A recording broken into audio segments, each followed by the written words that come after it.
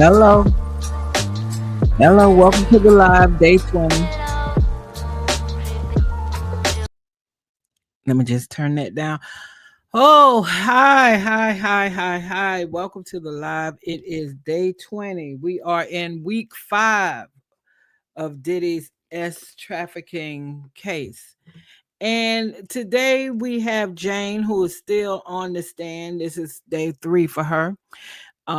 When they left off with her yesterday, the prosecutor was asking all of the questions, the government side of the case. And there was a little bit mentioned in that case about her baby's father near the end, as far as, I guess, arguments. She would get in with Diddy and he would bring up her baby's father. So that was mentioned quite probably about 3 times yesterday. So we'll see if more goes there. I think it's interesting that her baby's father has been really, really, really quiet. Really quiet.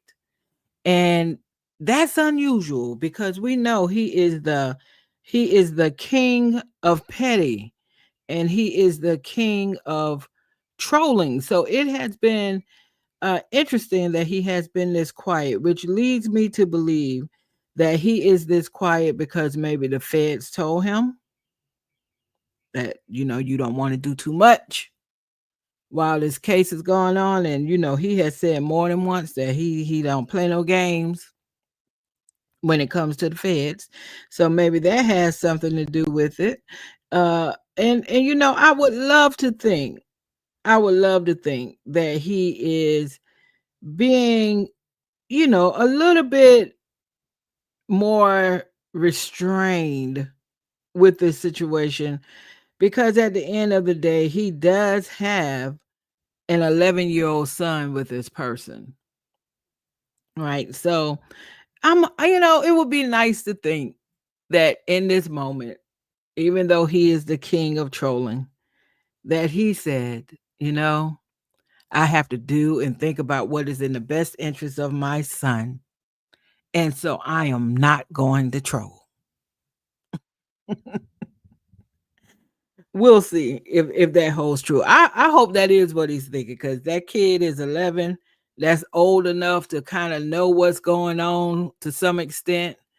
That's old enough to be around friends and not friends who are going to be telling you what's going on.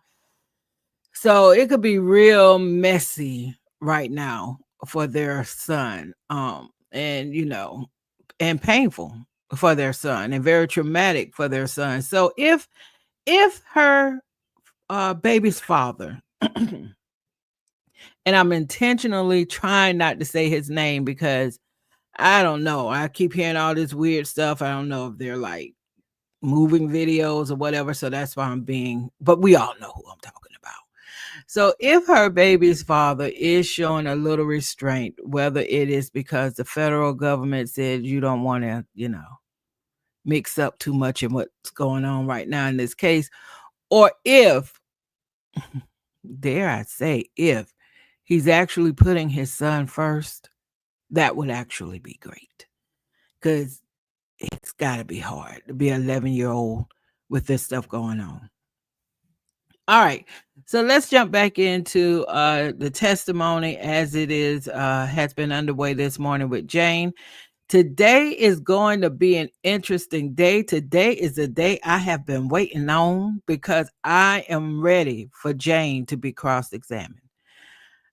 She is going to be cross-examined by Garagos. I was kind of hoping she was going to be cross-examined by Steele, but nevertheless, or Westmoreland. But nevertheless, did I say less? Less. I think they're going to tear her apart. I think they are going to tear her apart in this cross-examination. And so we're going to see how it's going so far this morning and where it's going.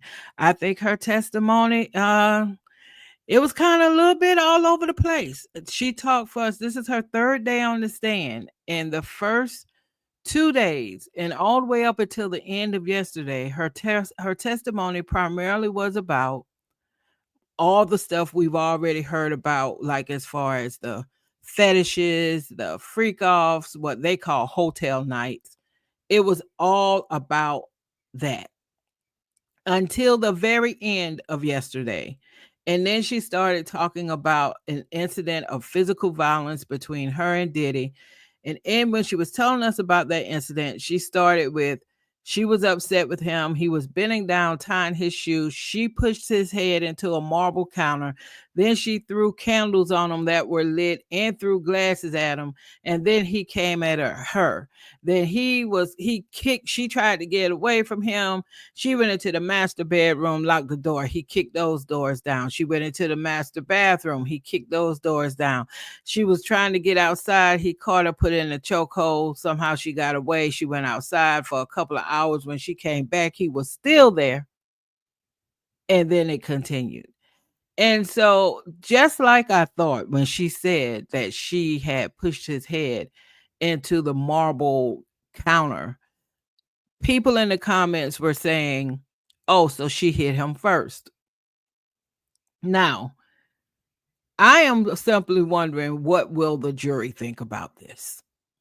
Because, my opinion, especially as a woman, I think everybody should keep their hands to themselves. Everybody should keep their hands to themselves.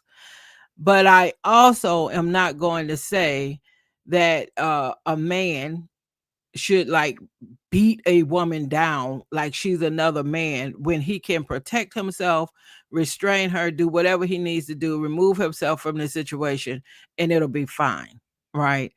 But her pushing his head into a marble top counter, that's something. I'm not saying that justifies all he did after that, because he could have walked away from the situation. He could have restrained her and then walked away or whatever. But there were a lot of people in the comments who were, after she said that, I don't think they cared about how excessive it got after with him. There were a lot of people in the comments who were just like, oh, so she hit him first? Oh. So it just made me wonder if the jury or any folks on the jury are processing it the same way. Because again, 3 days on the stand, only until around the end of yesterday, they started talking about this event. One last thing I'll say about her testimony yesterday before we jump into the cross-examination that's underway right now. To me, the lion's share of her testimony was about how she felt how she felt when other women started getting more of the attention or started getting the type of time she wanted to get in addition to their hotel nights. She talked about how she was jealous of Gina, how she was jealous of somebody else he went on some rafting trip with. She talked about somebody else she didn't name, some other woman, some woman he was working out with. So she was always complaining about, or they would have these hotel nights and then he would take somebody else out though for dinner or something like that. So she was constantly feeling away that he wasn't giving her that one-on-one time. And honestly, in her testimony, it came across like that was more of a concern to her than actually participating in the hotel nights. She never said, up until the end of her testimony yesterday with that one particular incident, she never said anything about being forced. Never said anything about being forced. It all sounded like someone who started doing this because it was what her partner was into. She found it exhilarating, in her words. Okay. And so she was down with it. Right. And she went through similar processes to Cassie. She set up the arrangements. He would set up the arrangements, all the things. She really started getting sore when he started spending a lot of time with other people and she got jealous. Until yesterday at the end, where she said that he forced her or insisted that she take ecstasy.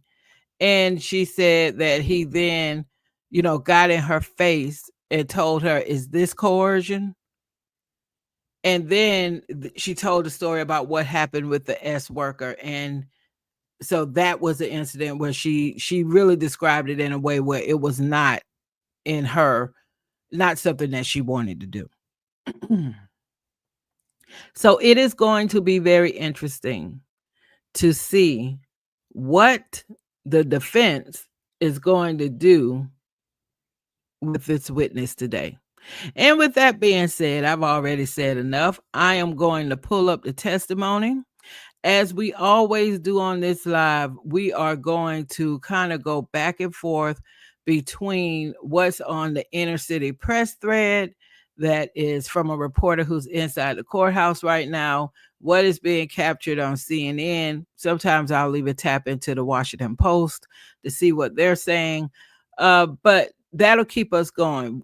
The trial should have started this morning around 9:30. They're probably on lunch break right now. Pardon me. So with us starting a little bit later than the actual trial, it actually saves us some time of just waiting for this thread to be updated or waiting for them to come back from a sidebar. So that helps a little bit, right? So let me make this a little bit bigger too, because I'm always thinking of you all who may be at work, and in addition to listening, you might be trying to read your screen, and I want to make sure you're able to do that. Okay. All right. So let's jump into the testimony. So this morning they're bringing Jane and the jury, and the judge said, Ms. Garagos, you may proceed with your cross-examination. Defense attorney, Jane, we met before, then you stopped meeting with the defense. That was your choice, right? Jane said, correct. Also, just a note, Jane testified yesterday that Diddy is actually paying for her attorney that she has right now, and also still paying her rent for the house that she's staying in. And he got her that attorney after her home where she's staying was also raided.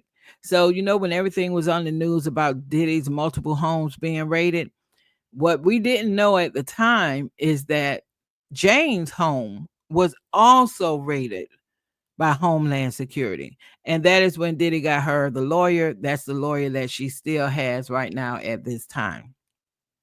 All right. So defense attorney says, you are testifying against Mr. Combs. She said, I am testifying against him. How many times did they prep you on how to be cross-examined at this trial? She said, maybe 2 or 3 times. Did you bring in other prosecutors to cross you? She said, yes. Oh, so they okay. Maybe that's normal, but it's probably normal what they do in these situations. But if you're on the jury, you gotta wonder, like, okay, so did y'all like give her a script? How rehearsed might she have been? It has to be a thought, just a thought, whether you put much stock into it or not. Defense attorney, and they granted you immunity at the grand jury, right? She said, yes. You said you had regret about some of the choices you made with Mr. Combs. She said, if you have it, I'd love to look at it with you. I guess that's her statement at the grand jury. Defense attorney, you chose to participate in that lifestyle for many years, and you did not want to break up with him, right? She said, I did not want to. You had sex with other men for years. She said, I resent the emotional control. I was hooked from the start. Now keep in mind, when she was with Diddy, I think she was in her 30s. So we are not in this incident.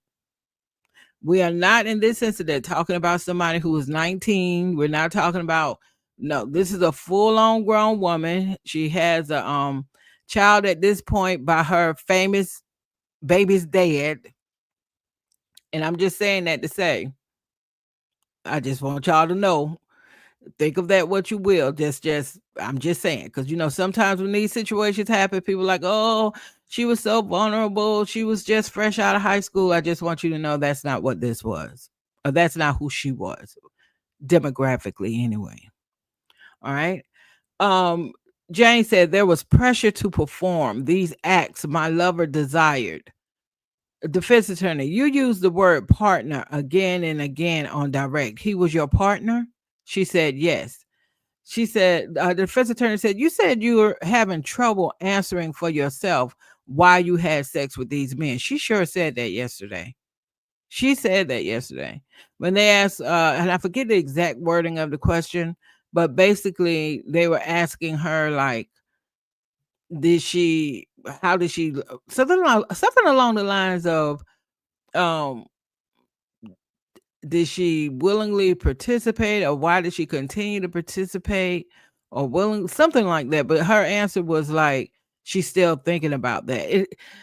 I can't remember the exact words, so I'm fumbling, but basically how it sounded to me, they were asking her, you participated in these hotel nights for years. And if you didn't like them, why did you keep participating in them? And she was like, well, that's something I'm still trying to figure out myself. Which again, when you answer like that, that doesn't scream force. It doesn't scream force. All right. So she said again, Garagos, the defense attorney said, "You said you're having trouble answering for yourself why you had sex with these men." She said, "Yes." Defense attorney said, "Are you in therapy now?" She said, "Yes." "You love Mr. Combs?" She said, "I love to spend time with my partner." "You wanted to cuddle with him, to give him foot rubs," you said. Prosecutor, objection to counsel making herself a witness. Wait a minute. Let's go back. Okay, so defense attorney said, "You love Mr. Combs?" Jane said, "I love to spend time with my partner." Defense attorney, "You wanted to cuddle with him?" Jane said, "To give him foot rubs." You said, prosecutor objects to counsel making herself a witness. Jane said, "I love to bathe him and we watch his favorite show." Which show was that? God darn. Jane said, Dateline. Isn't that ironic? Is that not ironic that his favorite show is Dateline? Is Dateline was that the series that used to do to Catch a Predator? Was that the same one, or was that primetime something? Anywho, anywho, um, defense attorney said, "Did you believe he was not doing this with anyone else?" She said, "During this time period." "You look at his messages?" She said, "Yes." Jane said, "He was vulnerable in those hotel rooms, and I share that with him. It was conflicting. I was breaking all my boundaries so that he would feel loved."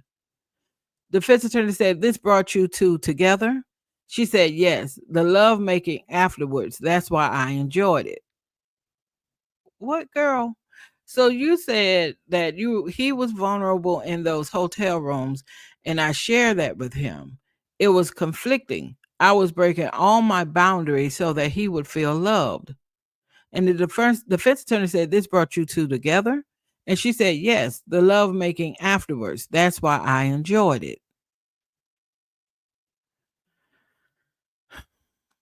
Okay.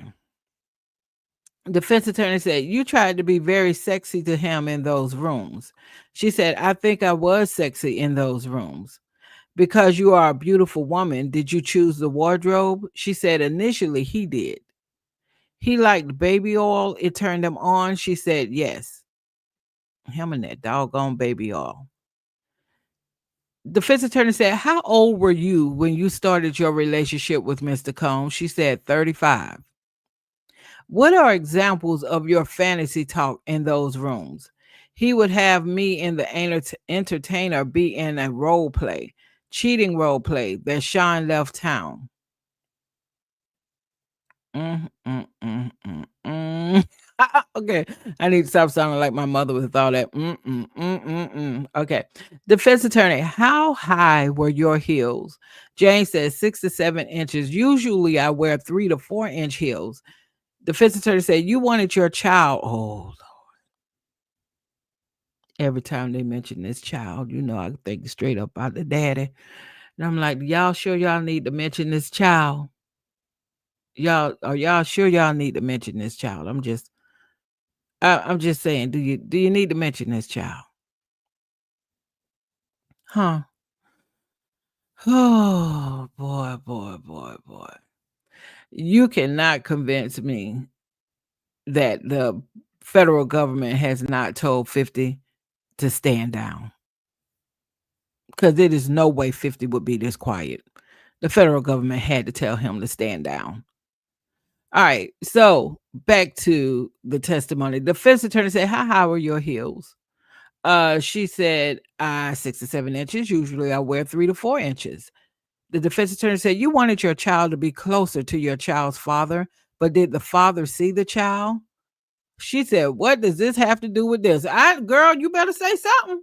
Because you say the wrong thing. I don't care what the federal government then said to him about, hey, don't mix it up too much while this trial going on. Because we all know who we're talking about. Okay? The defense attorney said, who you fly weekly to Miami to see? Mr. Combs? Now, this right here, this part, when we flip over to the CNN side of what they said about this, we have got to see if they added more context to that. We have got to see that. Okay. Matter of fact, let me just quickly see if I can tell if they have added any more context to that. Because, okay, let me just hold on, y'all. Let me just check real quickly. Okay. Because, honey, if you mess around and say the wrong person's name, okay. Okay, girl. Okay. All right. Nothing's jumping out at me on the CNN side right now. So we'll stick to this right here, but we'll go back over to that CNN side later after we get caught up on the testimony to see if they said more about the child's father. Was there more that we didn't get here? Okay, defense attorney said, who you fly weekly to Miami to see, Mr. Combs? She said sometimes. Defense attorney said, we listened to 5 voice notes in which Mr. Combs sounded angry, but he sent you thousands, right? She said, yes. Why did you feel he was larger than life? She said, bright lights. Lord jeez. Jane said, he introduced me to the... Wow. TD Jakes then retired. Y'all need to leave that man alone. Leave that man alone. Until I have real proof, I refuse to believe that TD Jakes had anything nefarious to do with any of this foolishness. Please not. So anyway, Jane said, he introduced me to the gospel. Can you imagine that? The devil that introduced you to the gospel. Well, now the devil was what? The minister of music, right? Head of the music ministry. Kind of fits. Okay, she said, he introduced me to the gospel. He had a favorite pastor he'd watch on TV. Now, y'all know she's talking about TD Jakes. She said, has that stayed with you? She said, yes, honey, I hope it did. Because y'all need Jesus. Okay. She said, did you watch that pastor today? Well, first of all, TD Jakes has retired. He has retired, but there's still tons of videos and everything else you can watch from his sermons. The prosecution objects and it is sustained by the judge. The defense attorney says, how much did he invest in your dress line? She had a dress line? She said $20,000. Why did you join OnlyFans? If I could get off it, I would. There was a financial need. Mr. Combs gave you money throughout the relationship in 3.5 years. Does $150,000 sound right? She said, I would assume.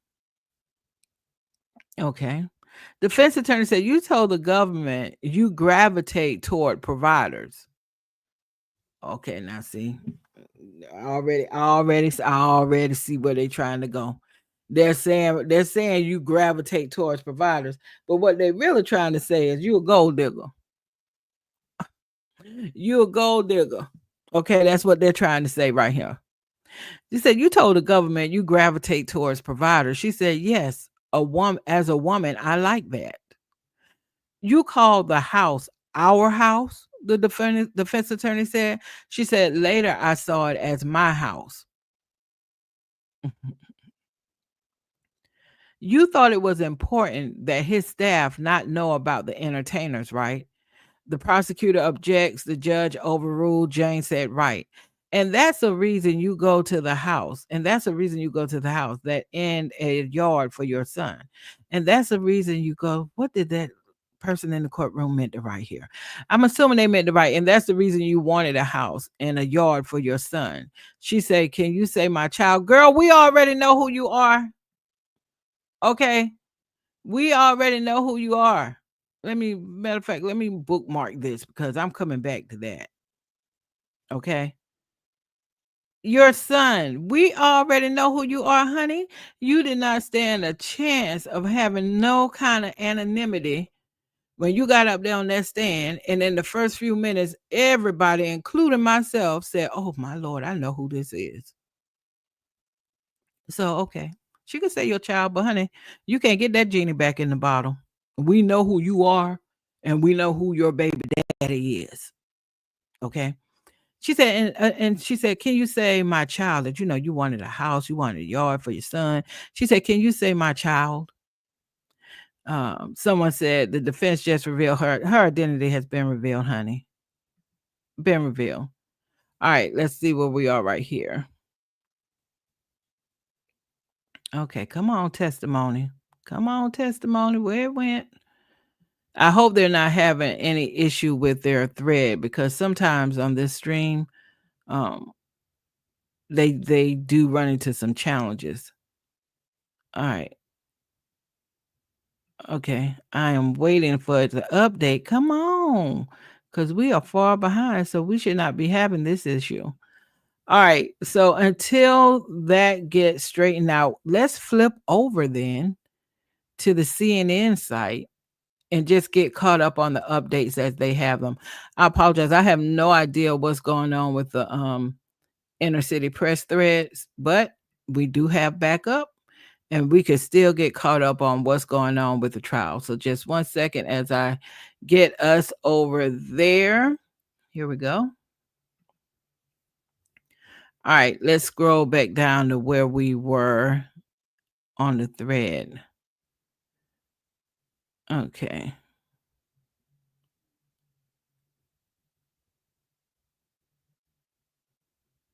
Oh, Jane. Okay. Let's start here. This might bring us. I don't want us to go all the way back to the testimony we already read. Jane testified under cross-examination that she resents the way that Diddy went about introducing me to this lifestyle. Now, Jane, when you met Diddy, he was dating your girlfriend. And when you testified about when y'all first started these, what you call hotel nights, now, Jane, you said how you felt. They asked you, the prosecutors asked you, the government side of this case asked you, how did you feel after, the first hotel night, as you call it? And you said exhilarated. So this right here feels like a contradiction to me. Okay. So she said that she resents the way that Diddy went about introducing her to this lifestyle that was built under a lot of emotional manipulation and pressure. But she also said she still loves him. The defense attorney took Jane through the routine after a hotel night that Jane previously described on direct examination. A hotel night Jane has previously described were sexual encounters that generally included a male entertainer. Jane said she's very naturally nurturing and loved to take care of Combs after a hotel night. Girl, after he done had you to have sex with 3 men, you got a kick out of nurturing him? Y'all, come on now. Sometimes, if you're just into something, you just need to say you into it. You into it. Okay. She said, yes, he was my baby. Come on, Jane. Jane said she'd give him foot massages, feed him, and bathe him. She put on his favorite show, Dateline, and they'd watch it until he fell asleep. Jane testified that she endured the hotel nights to have the time together afterwards.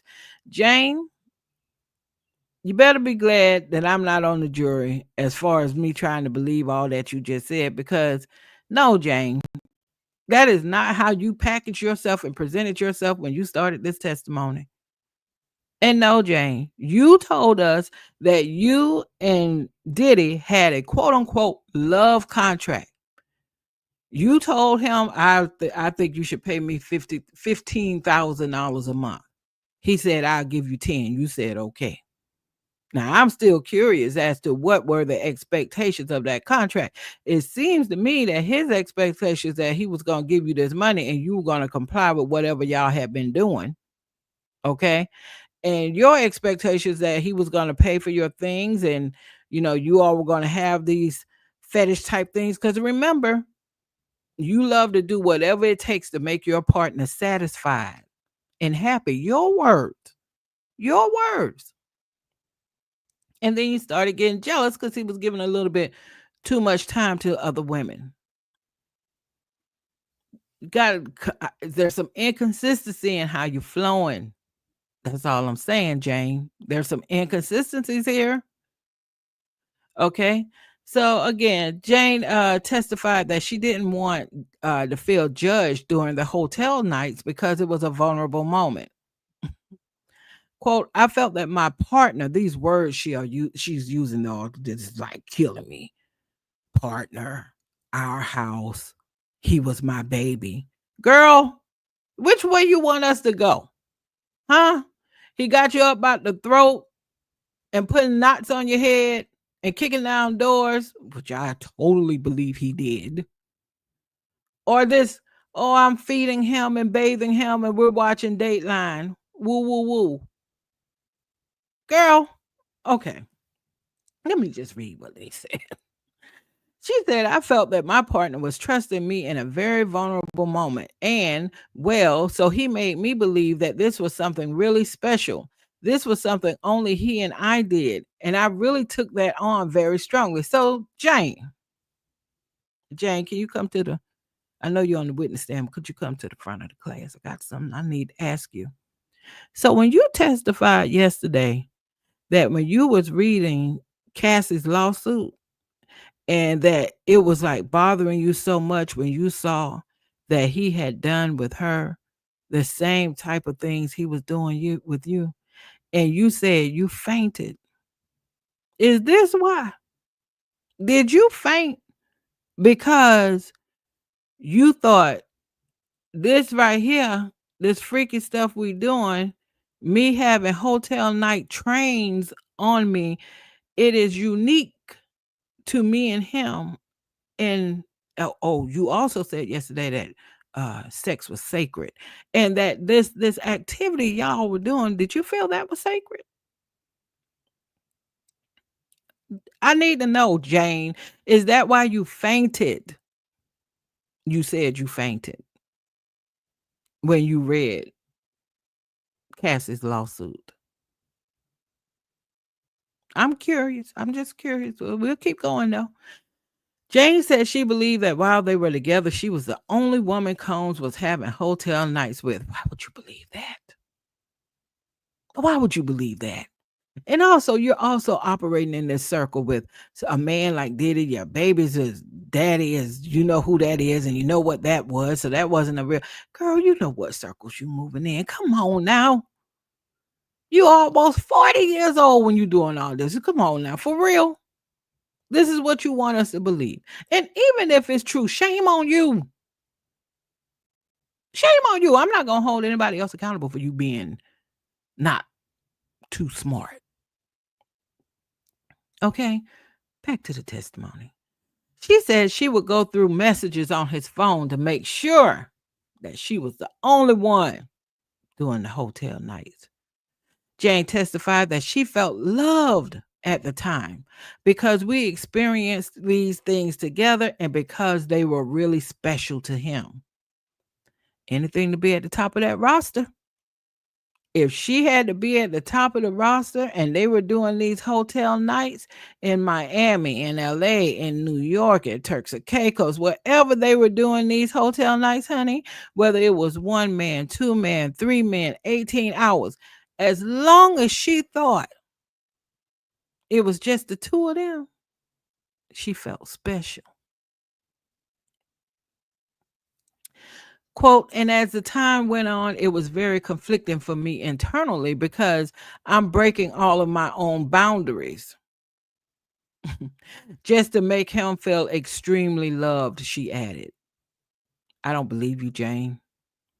I don't believe you. I don't believe you were breaking your boundaries to do all the things you willingly did. I don't believe you. I don't. Okay. So the defense attorney then suggested that Jane chose to take ecstasy during a hotel night because it made her feel uninhibited and allowed her to play into Sean's fantasies for several hours. Jane said, "My choice, pardon me, to take the ecstasy. I would say Mr. Combs would offer me the ecstasy and expect me to take it." Oh, we want to play them word games. We want to play those word games. Okay. When asked, Jane said sexual encounters with or without entertainers usually involved role play with Mr. Combs. Now we're gonna go back up here to this ecstasy thing because I'm gonna go back to her word. Her words. When she was talking about how these hotel nights were exhilarating, when she testified to that, a part of it she attributed to ecstasy because she said something about the heightened sense of touch. So, I'm sorry. I'm sorry. I am not buying this. I am not buying how she's trying to frame this up now. I'm just not buying it. When asked, Jane said sexual encounters with or without entertainers usually involve role play with Combs. During a hotel night, Combs often directed her to play into a cheating fantasy with the entertainer. Oh, and by the way, under her testimony, instead of calling them escorts or sex workers, they are referred to as entertainers. Mhm. She said, Sean left town and I'm home alone with me and whomever. And I'm sneaking in this entertainer. And it's just me and this entertainer fantasy talking about Sean is on a plane and I couldn't wait to get this entertainer all alone. When asked, Jane confirmed Combs was aroused by giving directions to her and an entertainer during a hotel night. Boy, Diddy, you're going to prison, but if you do ever see the light of day, or if you somehow get pardoned, which I think is highly likely, you better go find somebody quick to do some kind of exorcism on you because you're not going to stop this behavior. It's too in you. It is too in you. I don't see you being able to stop. Defense attorney Teddy Garagos returned to some of the times Jane and Diddy Combs would get in arguments and stop talking. Quote, we would get back because we missed each other, Jane said. Jane confirmed that she wanted to be with Combs. Garagos asked her, so you would get back together with him on your own volition? She said, yeah. She testified to that multiple times. He would do something. She would think they were getting together for a regular type date night with no entertainers. And she would come to New York or go wherever. They may go out for a good dinner, and sometimes they don't. And he'd be sitting there, they'd be talking, and he'd say, hey, what about if we call Don? And she'd say, boy, I would be so disappointed because I thought this was just going to be me and him. But I said, okay. I said, okay. Like, oh, girl. All right. All right, Jane. Okay, the defense attorney asked Jane to talk about the things she loved about Diddy. Oh, this should be interesting. Jane said Combs beamed a very bright light when met him. When she met him, I'm assuming that's what she meant. And said, I was fascinated by him.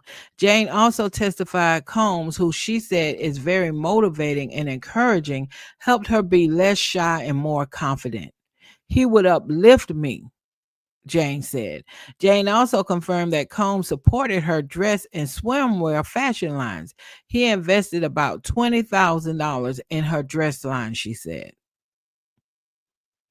Okay.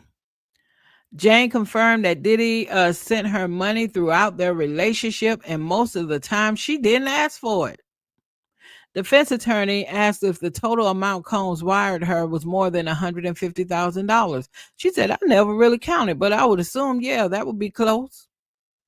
Jane said that when she met Combs in 2020, she was making money from Instagram influencing and also received $4,700 per month in child support. Now, y'all, let me tell y'all something. I don't know who her baby daddy knows, but he must have the lowest child support amounts than anybody else in the entertainment field. His son, his oldest son, who's grown now, there was a time when that son's mother took him to court. He was paying at the time, and I want to say that from what I read, even they said voluntarily, $40,000 a month. The mom of that oldest son, according to what I read, said that's not enough. You giving me 40,000 a month and you out here living high on the hog and you got all this stuff, private planes and stuff, you need to pay us more because the lifestyle needs to match your lifestyle. So that son's mom took him back to court. And do you know that his child support was reduced by over 33,000 something dollars? And he ended up having to pay her only 6,000 plus a month. Where does that happen? So I don't know. I don't know, but if you're receiving $4,700 per month in child support from your baby's father, and then you add Diddy started paying you $10,000 a month based off of y'all what you said love contract. That's $14,700 a month. Then you said he bought furniture, he gave you extra money for extra things and stuff. So okay. Anyhow,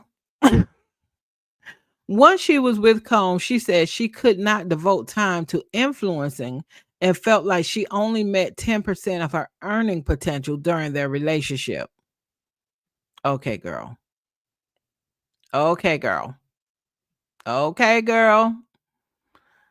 Now she said she had a friend who was doing OnlyFans who had made $4 million during the year or whatever. So hey, she might have been making way more money or could have made way more money. So I'm not challenging that at all. It's just that how much is enough? Mhm. And if you really mean, and I'm just trying to get us back to where we were, y'all. So pardon all the scrolling on the screen. And if you really mean that you were so traumatized by this activity,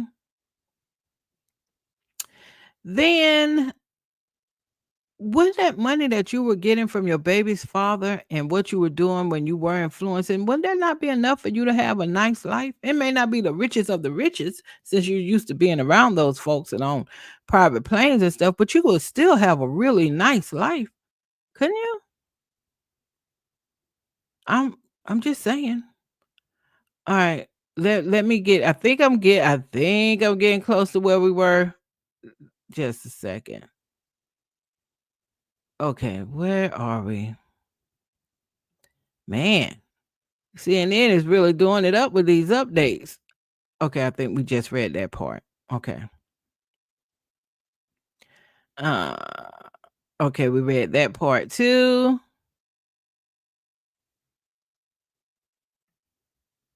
Okay, we read that. We read that. We just read that. Okay, here we are. Here we are. We're right here.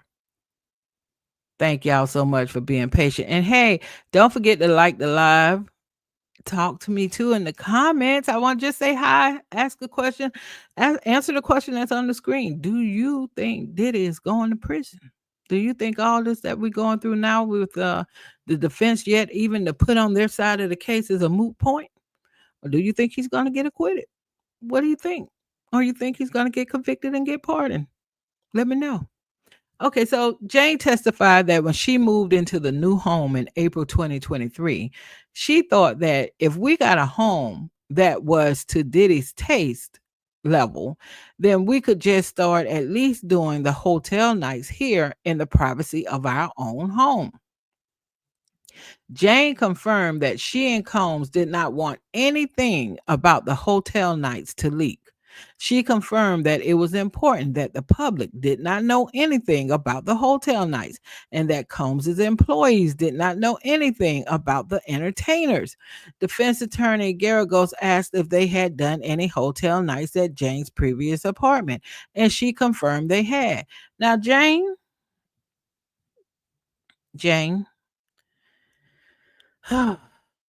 you had testified, and we also know this is true because the assistants that have been on the stand have testified to this, and Cassie has testified to this too.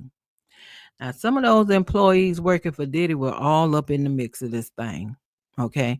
They would come set up the rooms, make sure there was enough baby oil, Astroglide, red lighting was necessary. Okay. They did all of those things, stocked the refrigerator. So these employees are very well aware of what's going on. Some of these employees, when you all would use hotel rooms, would be responsible to go to the hotel room after you all had left to just kind of do a clean sweep as much as they could, because Diddy was already paying over the rate because they knew it would be damage to the hotel, from all the oils. hmm And the wax too, from the candles. Sometimes that got all over the place. So, isn't it a little too late for this too? I'm just curious. I'm just curious. All right. But let's go on. Okay, the jury hears the loving audio message between Combs and Jane sent after Turks and Caicos. I am going to find those audios because some of those are being released as they're being released in court. So look for that on my channel. I have one on there already. But yeah, and they're much shorter videos. So check those out.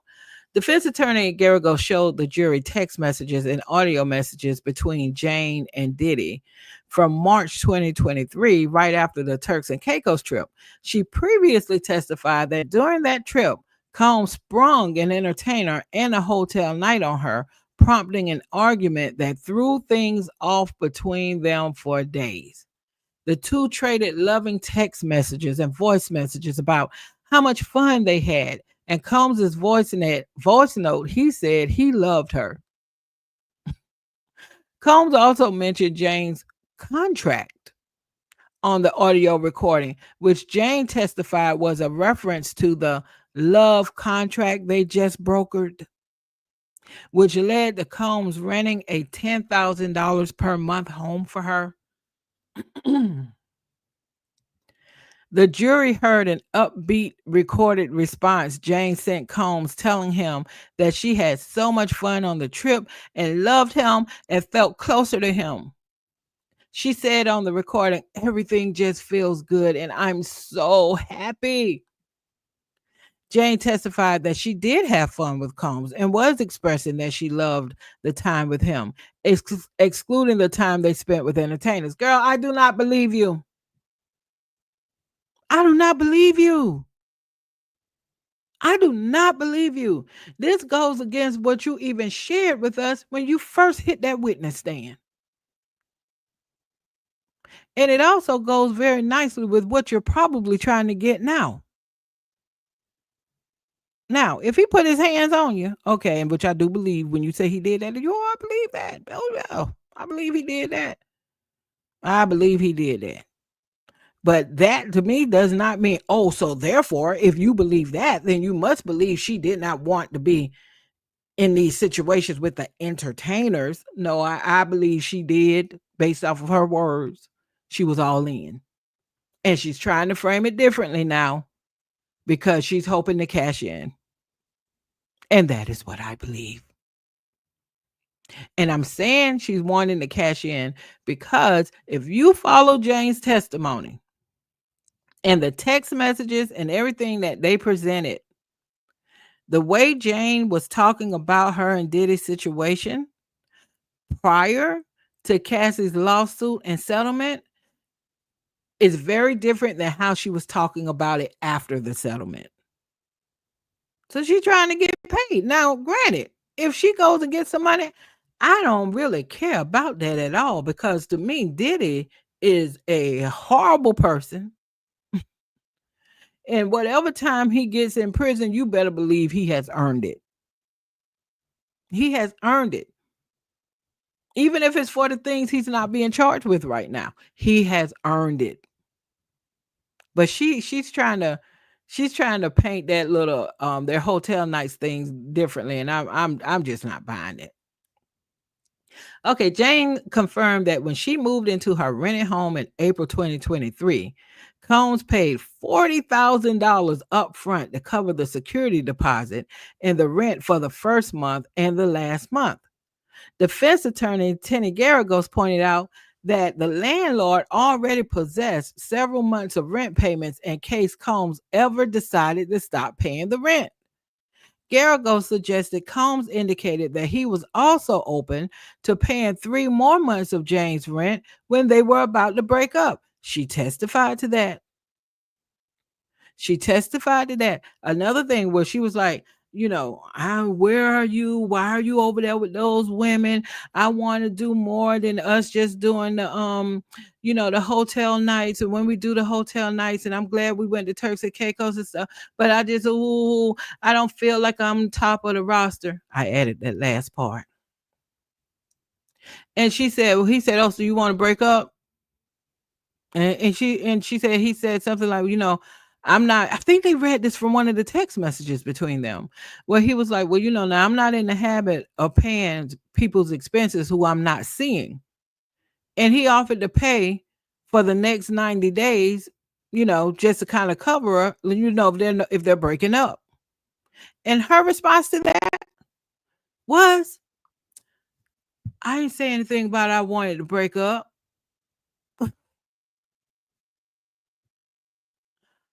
Okay, 35-year-old Jane, stop playing.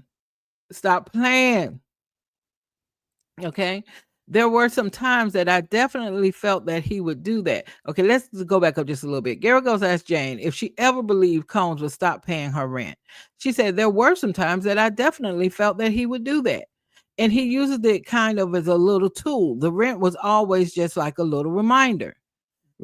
Jane, who dated Combs from 2021 to 2024, testified last week that as a part of a love contract she entered into with him in 2023, Combs agreed to give her $10,000 monthly that she used on rent for a new home.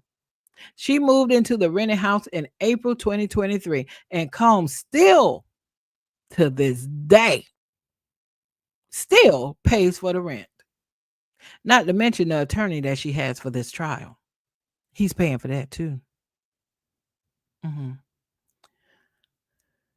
Describing a time when Jane still was getting to know Diddy, she testified she was with him in Miami before he bought her a pair of shoes, a Bottega Veneta bag, and a bracelet. I'm sure I didn't say that right, but I don't have this kind of money. During that trip, he explained to her that he led a polyamorous dating lifestyle. Jane said she didn't mind at first because they were getting to know each other, but it became difficult once she had deeper feelings for Combs. Whose fault is that? I'll wait. Whose fault is that? You get into this relationship with this man. First of all, you start hooking up with this man when he's dating your girlfriend. Come on. We already know what type of time you were on, he was on. Okay? He tells you he's polyamorous. So he's loving out here. Love. Anyway, thinking about, don't worry. I'm not going to go there. Rein it back in, Sandy. He's polyamorous. Monogamy is not even on the table. You've already testified to that 2 days ago. That when you started getting with this man, you knew that okay, no. Rein it back in, Sandy. You knew that there was no monogamous to be had here between the two of you. You knew that. You already knew that. So, you know, the man is polyamorous. So, what you mean? And that's why I'm telling y'all, as I have followed her testimony over the past 3 days, she was more upset about the other women than she was about the hotel nights. It's all in her testimony. Okay. She said, I was feeling my man and wanted him to be mine. Well, you're not yours. He was somebody else's when you got with him. Your girlfriend. He was with your girlfriend when you got with him. The man already told you he doesn't do monogamous stuff here. Now he's talking to you and letting you know he polyamorous. And you talking about you wanted him to be mine. Girl, what are you talking about? Jane also says she felt there was an imbalance in the treatment she got from Combs in comparison to how he treated his other girlfriends. And there it is.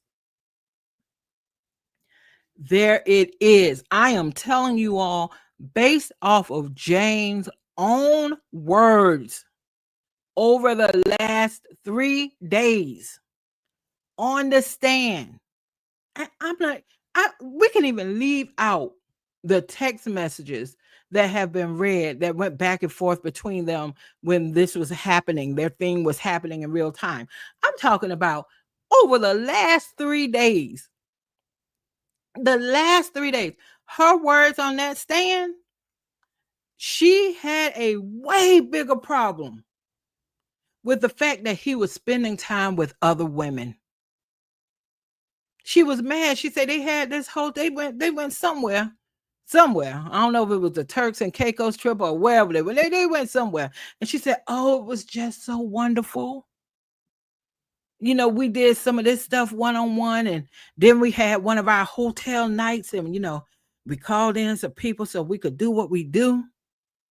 And then I was so hurt because he left, and then he went on some trip with somebody else. And he was just like, that was supposed to be me on that trip. That was supposed to be me on that trip. So, she could try to reframe like, oh, I was so traumatized by the hotel nights. No, you were not, girl. You were not.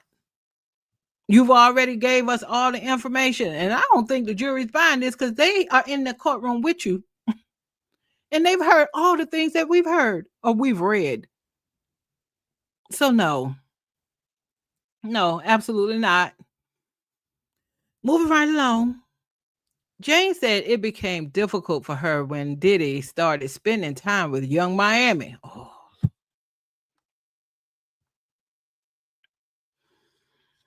About 6 months to a year after they began dating. Because yesterday when she testified about he was dating somebody who was way younger than her, and that Diddy, she called a girl or something, and the girl went off on her and was insulting her, and Diddy made her stay on the phone and listen to the girl insult her. I said, they cannot be talking about anybody but Young Miami. Young Miami, you have entered the chat, girl. You have entered the chat. Hope you don't have to enter the courtroom. Okay. Combs and Young Miami had very public. So Combs and Young Miami had a very public relationship that appeared to be monogamous and would post each other on social media. But Jane said her relationship with Combs was very private. It was definitely not something I signed up for, Jane said. What I told y'all. I told y'all I didn't listen to this woman now over the past 3 days. And this woman is not upset about those hotel nights. She is upset about the other women. And here's more evidence of that. Jane said, I didn't sign up to date a man that was in a public relationship. Girl, would you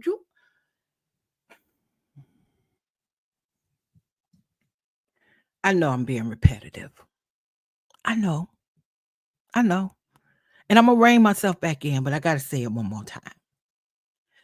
Jane, when you met Diddy, he was dating your girlfriend. Okay. When you met him, he was dating your girlfriend. When you met him, you've already testified that you knew from the start, off the rip, that a monogamous relationship was not on the table. You already knew this man was seeing other people. And furthermore, this is the realm you're used to dealing in with, because you also knew whatever that was that you and your baby's father was doing, you know that wasn't no monogamous relationship either. So you were having transactional relationships with these high profile people. Come on now. So now all of a sudden, you like, I don't know if you think you're in the hotel night Olympics and you feel like, wait a minute now, the field getting a little bit crowded and I'm starting to feel away. Whose fault? Whose fault? And when you confronted Diddy at one point with that, and you were like, well, I'm feeling some kind of way and I'm upset. And why are you on Instagram with her? And why is she talking to me all crazy? Diddy said to you, so you want to break up? And what did you say, Jane? What did you say? What did you tell us you said? You said, I didn't say I wanted to break up. If you don't get out of here with this BS. Okay, rein it back in, Sandy. Rein it back in. Rein it back in. Let's continue. On their first trip to Turks and Caicos, Jane suggested Diddy Combs. Jane suggested Combs go to a rehabilitation center in Thailand when she realized how the drugs he was taking affected him. On the flight to Turks and Caicos, she noticed his shaky hands, eyes, teeth, and coloring seemed off, she said. I could tell he wasn't taking very good care of himself. Of course, you could tell that, because not only is he a drug addict, you probably a drug addict. These assistants that were working for him, according to their testimony, they were taking drugs. Now, I don't know if they were taking recreationally or they were addicts, but I doggone sure know he was an addict. Cassie was an addict. Sound like you were an addict. So, okay, yeah, that's not taking very good care of yourself, Jane. Okay. Defense attorney Terry Garrigo suggested that Jane knew he was a drug addict. What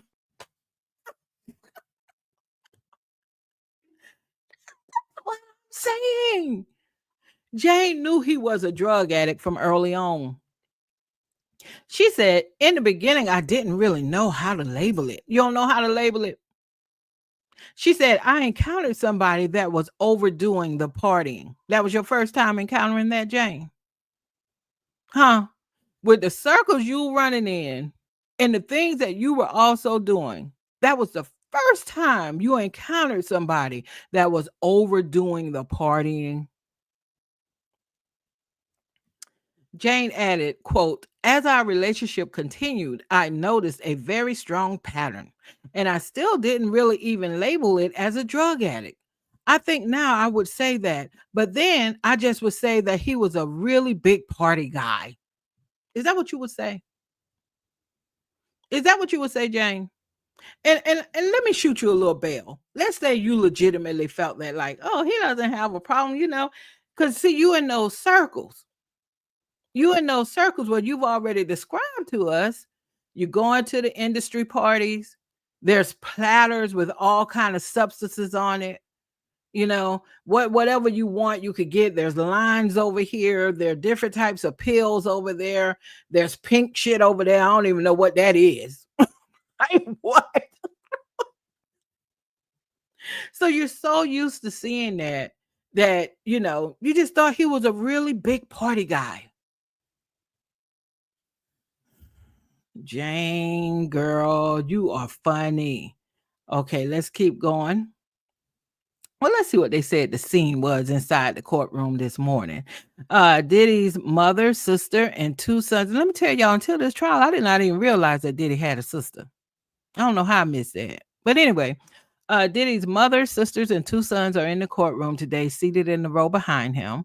Attorney Mark Garagos is also seated in one of the defense rows, watching his daughter Tenny question Jane on the stand this morning.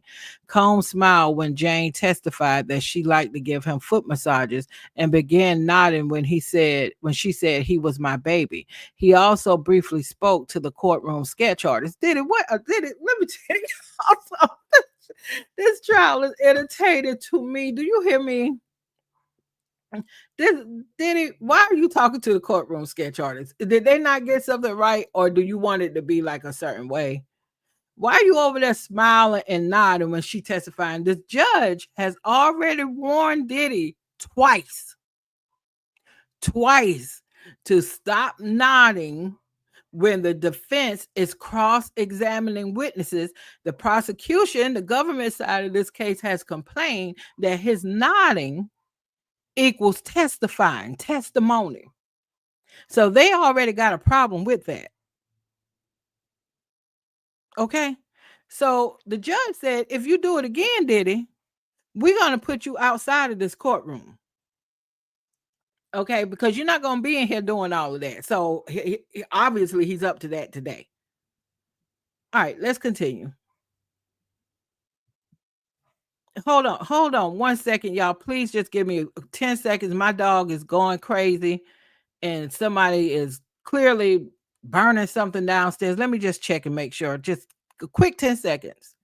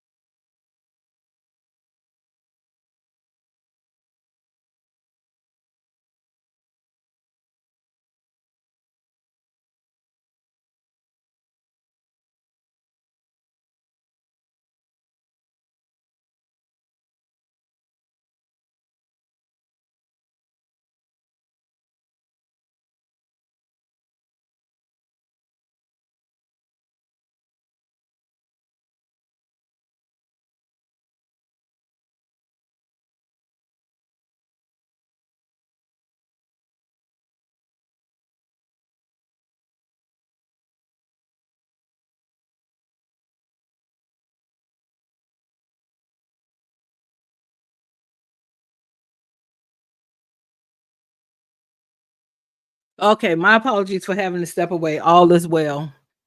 All is well. The hubby's down there doing something. Lord knows what he's doing, cooking something. But all I see is smoke, smell smoke, and the dog going crazy. Okay, but we're back. All right, so yeah, what I was saying is that the judge warned Diddy that if he keeps doing all of that, nodding his head and all of that when the defense is cross-examining somebody, that he's going to have to watch his trial from outside the courtroom. So he better get that in check. All right, let's see what's happening now. All right, so the defense attorney then suggested that Jane told prosecutors that she enjoyed just about every minute with Combs during hotel night. She did. She did. She used the word exhilarating. She thought it was exhilarating.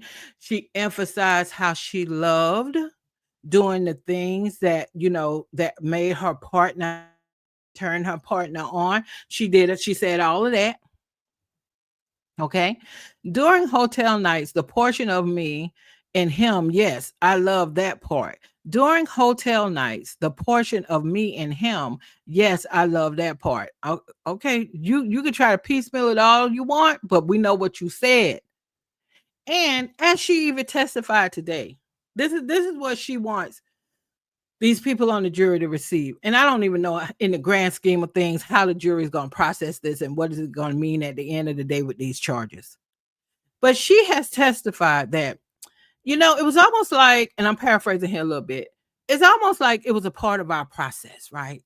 So, we would have these hotel nights, maybe with 1, 2, 3 extra people. It just kind of, just kind of depended. And then, but after that, though, oh, that was when we hit the sweet spot. Because after that, I would then get to cuddle him, and we would get to have, sex just one-on-one, and we would get to love on each other. Diddy he liked when the others would leave and leave stuff behind on me that he could play with. Y'all probably already heard that, right? So that's about as far as I'm gonna go because I don't need my stomach to turn over. And then, that was the part of it for me. the after party. So the hotel night was the party, and then just me and him after, all the other guys were done with me. The part after that part, oh, the after party was the part.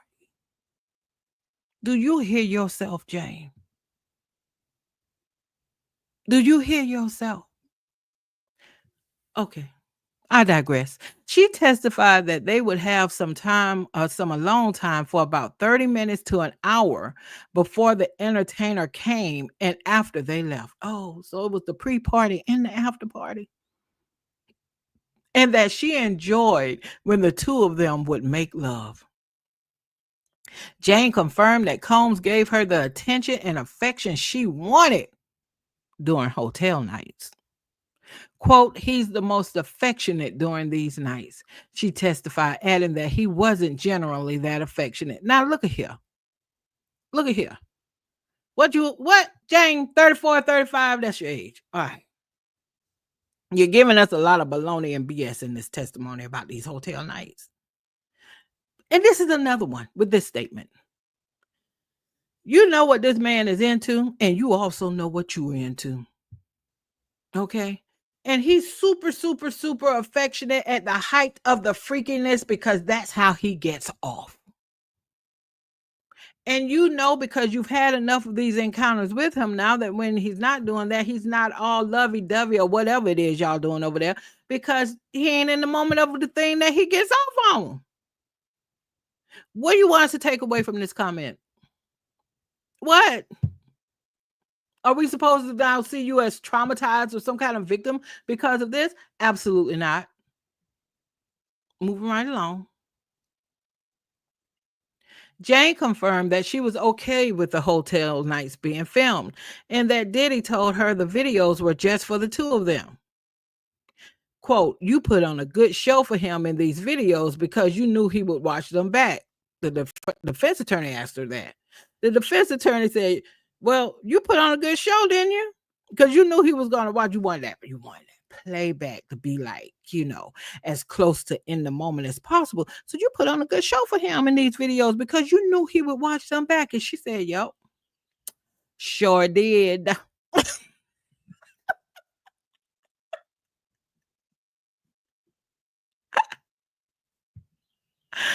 Oh, yep, sure did.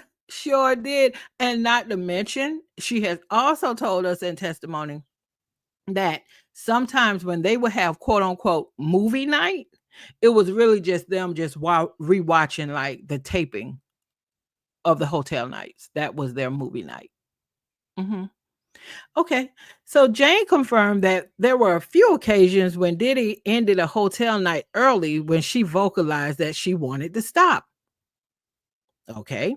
She testified that there were a few quote unquote rare occasions when Combs agreed to dismiss an entertainer when she wasn't attracted to or comfortable with them or comfortable with them, but only after she tried to have sexual interactions with the men for a period of time. Defense attorney Tenny Garagos tried to suggest that Combs readily agreed to dismiss the men when she wasn't comfortable, but Jane pushed back that she had to endure sexual interactions with the men first. So, in other words, if it's somebody, because she testified that somebody was unattractive or smelly, some man, she said, kept sweating.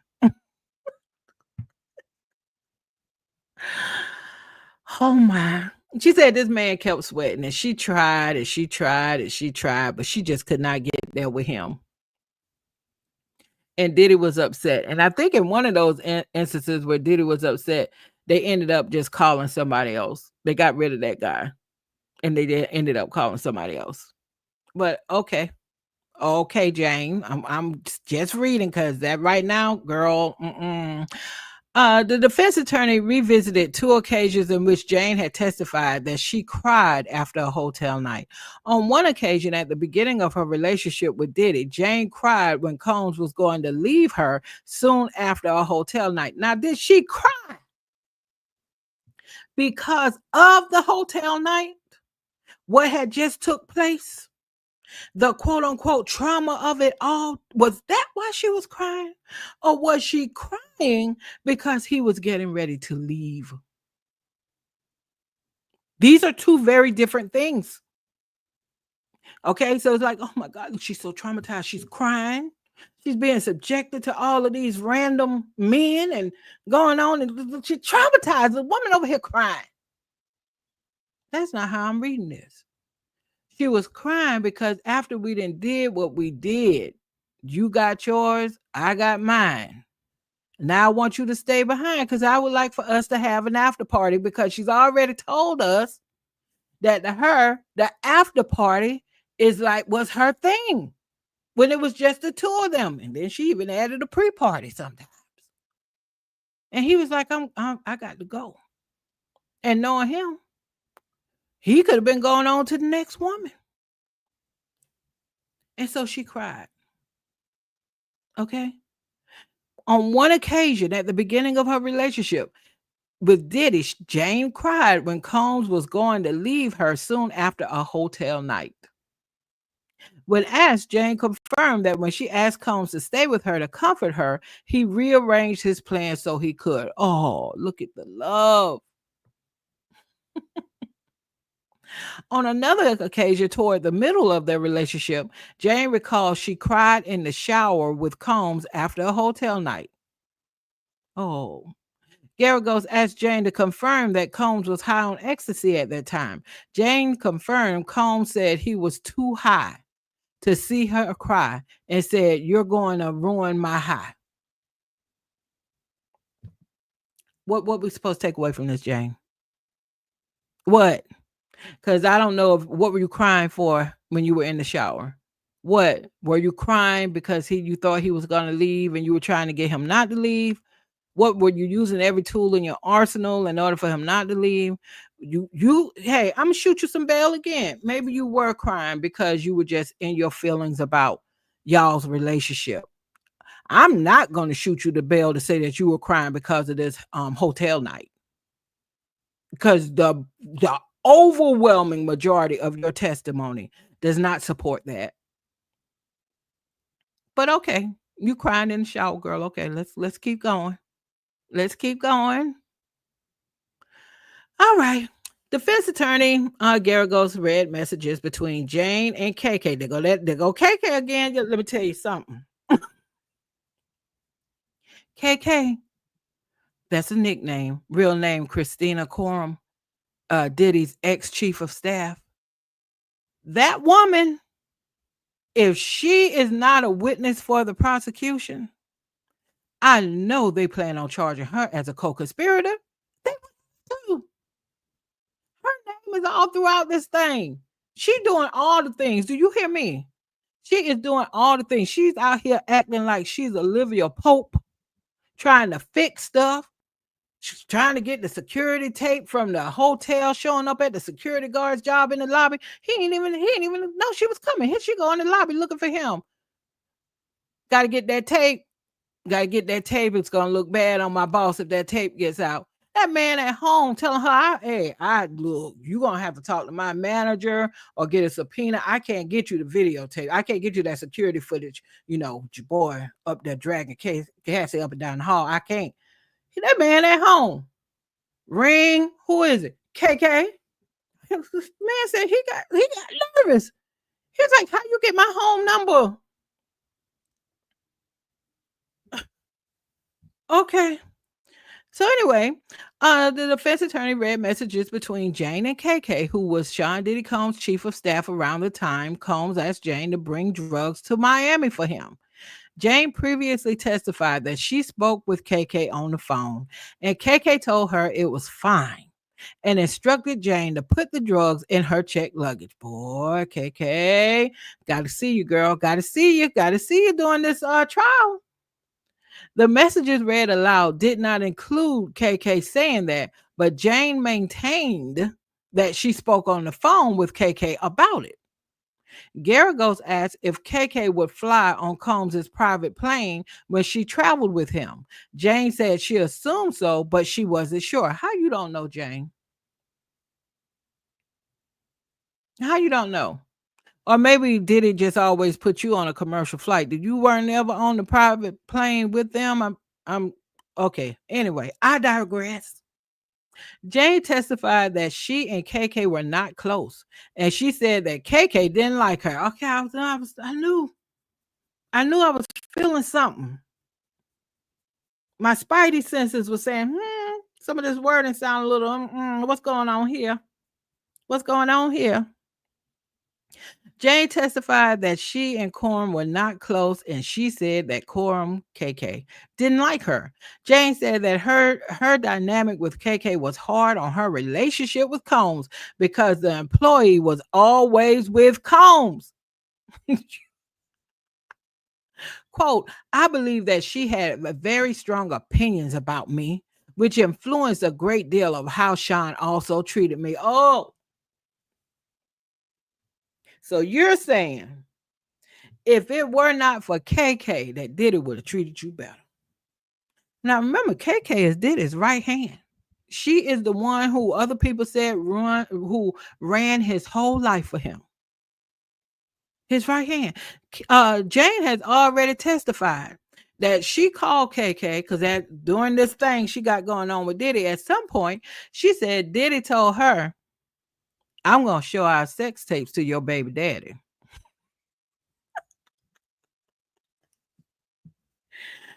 And since we all know who her baby daddy is, could you imagine if Diddy had did that? Could you imagine? The last thing her baby father would have been, at least as far as what he would show us, would have been jealous. But the level of trolling that he would have done, as he referred to her during this trial as his little sex worker, it would have been messy.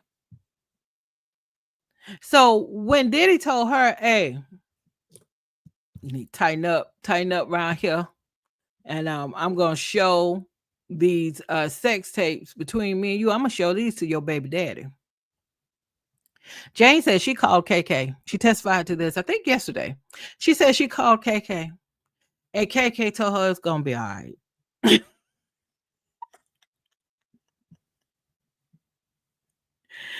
She said KK told her, and at one point they had something else going down. I think this might have been happening after the stuff had went down with Cassie filing her lawsuit. And she said that KK told her, look, it's gonna be fine.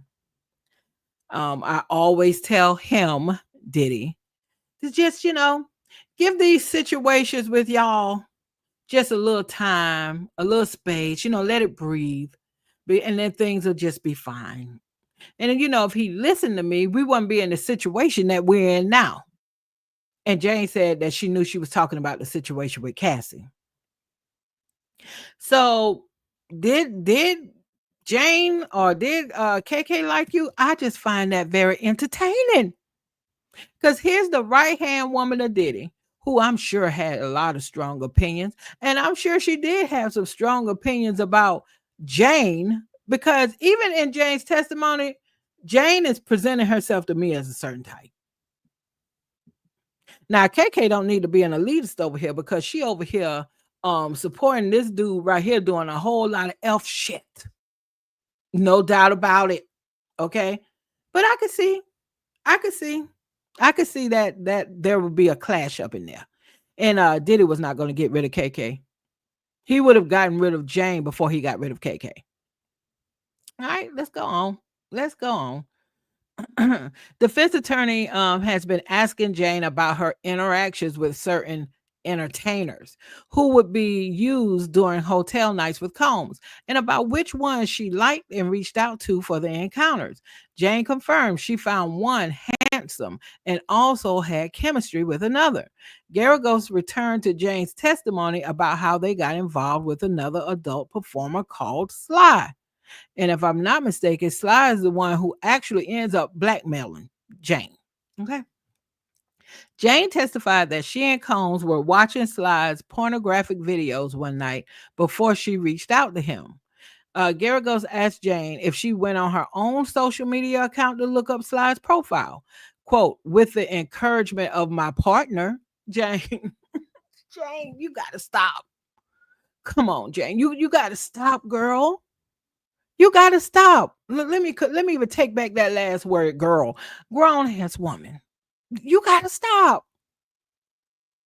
Y'all sitting there, y'all into what y'all into. Y'all watching this man, and y'all like, oh, he's up next. He's up next. You go and contact him and reach out to him, and you're like, yeah, well, I did that, but I only did it because he was encouraging me to. Girl, you better get out of here with that BS. Garagos asked if it was Jane's idea to privately message him.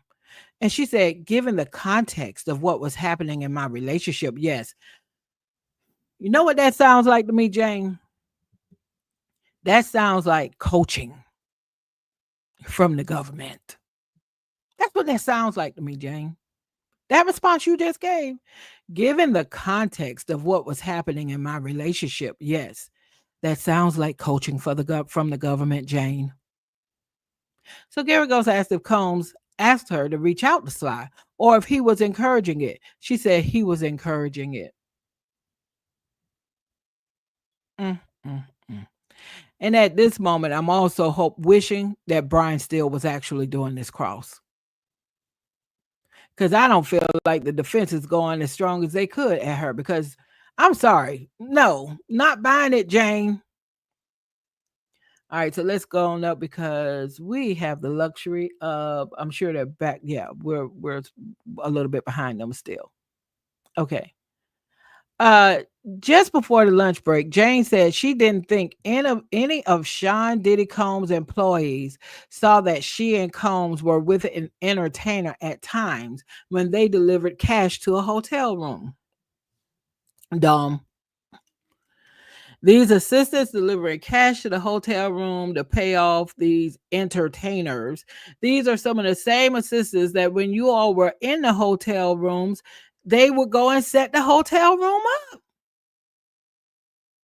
And I would be even willing to bet that they are setting up these hotel rooms not just for you, Jane. Probably not just for you. Right now, I have no reason to believe that when Diddy was doing these freak offs and hotel nights or whatever else they're going to call them, that he was just like, okay, I got this one person on deck and I'm only doing hotel nights with them. I don't think I think he might have been doing a little bit of everything with anybody. So Jane said she didn't think the employees ever came inside the hotel rooms in the middle of a sexual encounter. Okay. Jane also testified she didn't believe KK Combs' then chief of staff knew about the hotel nights. Oh, girl, you crazy. With entertainers. She also confirmed that Combs specifically didn't want KK to know when he was partying because she disapproved and wanted him to focus more on his business. What I told you. If he let anybody go, it would have been Jane. It definitely would not have been KK. Okay. Let's see where we left off at here. Where? Okay, there. Yeah, that was the last thing we read, and now we are here. Okay, this is what a legal analyst is saying. And do we want to read that or no? Do we want to read that or no? Let's see. Well, since they don't have too much after that, let's check out what they're saying because we can see if we agree or disagree.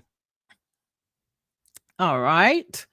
How y'all doing out there? Don't forget to like the live. Feel free to drop a comment, even if you just say hi. Just say hi and subscribe to the channel if you're not a subscriber already. I would appreciate the support. So Jane, one of Diddy Combs' accusers testifying under a pseudonym, is undergoing cross-examination this morning. Her earlier testimony during direct questioning has been critical to the government's case. She is critical with regard to the trafficking allegations because we're talking about whether or not this was consensual. With respect to the actual things that she says during the testimony, I think she furthers that narrative. Do you think that? Do you think that, legal expert? Jackson said Jane's testimony about telling Combs she no longer wanted to participate in the hotel nights or to be what she describes as the side chick in her own relationship, as well as telling Combs she felt like she was reading my own sexual trauma and casting it to a civil lawsuit speaks to the broader ethics. See, I do not agree with that. I do not agree with that.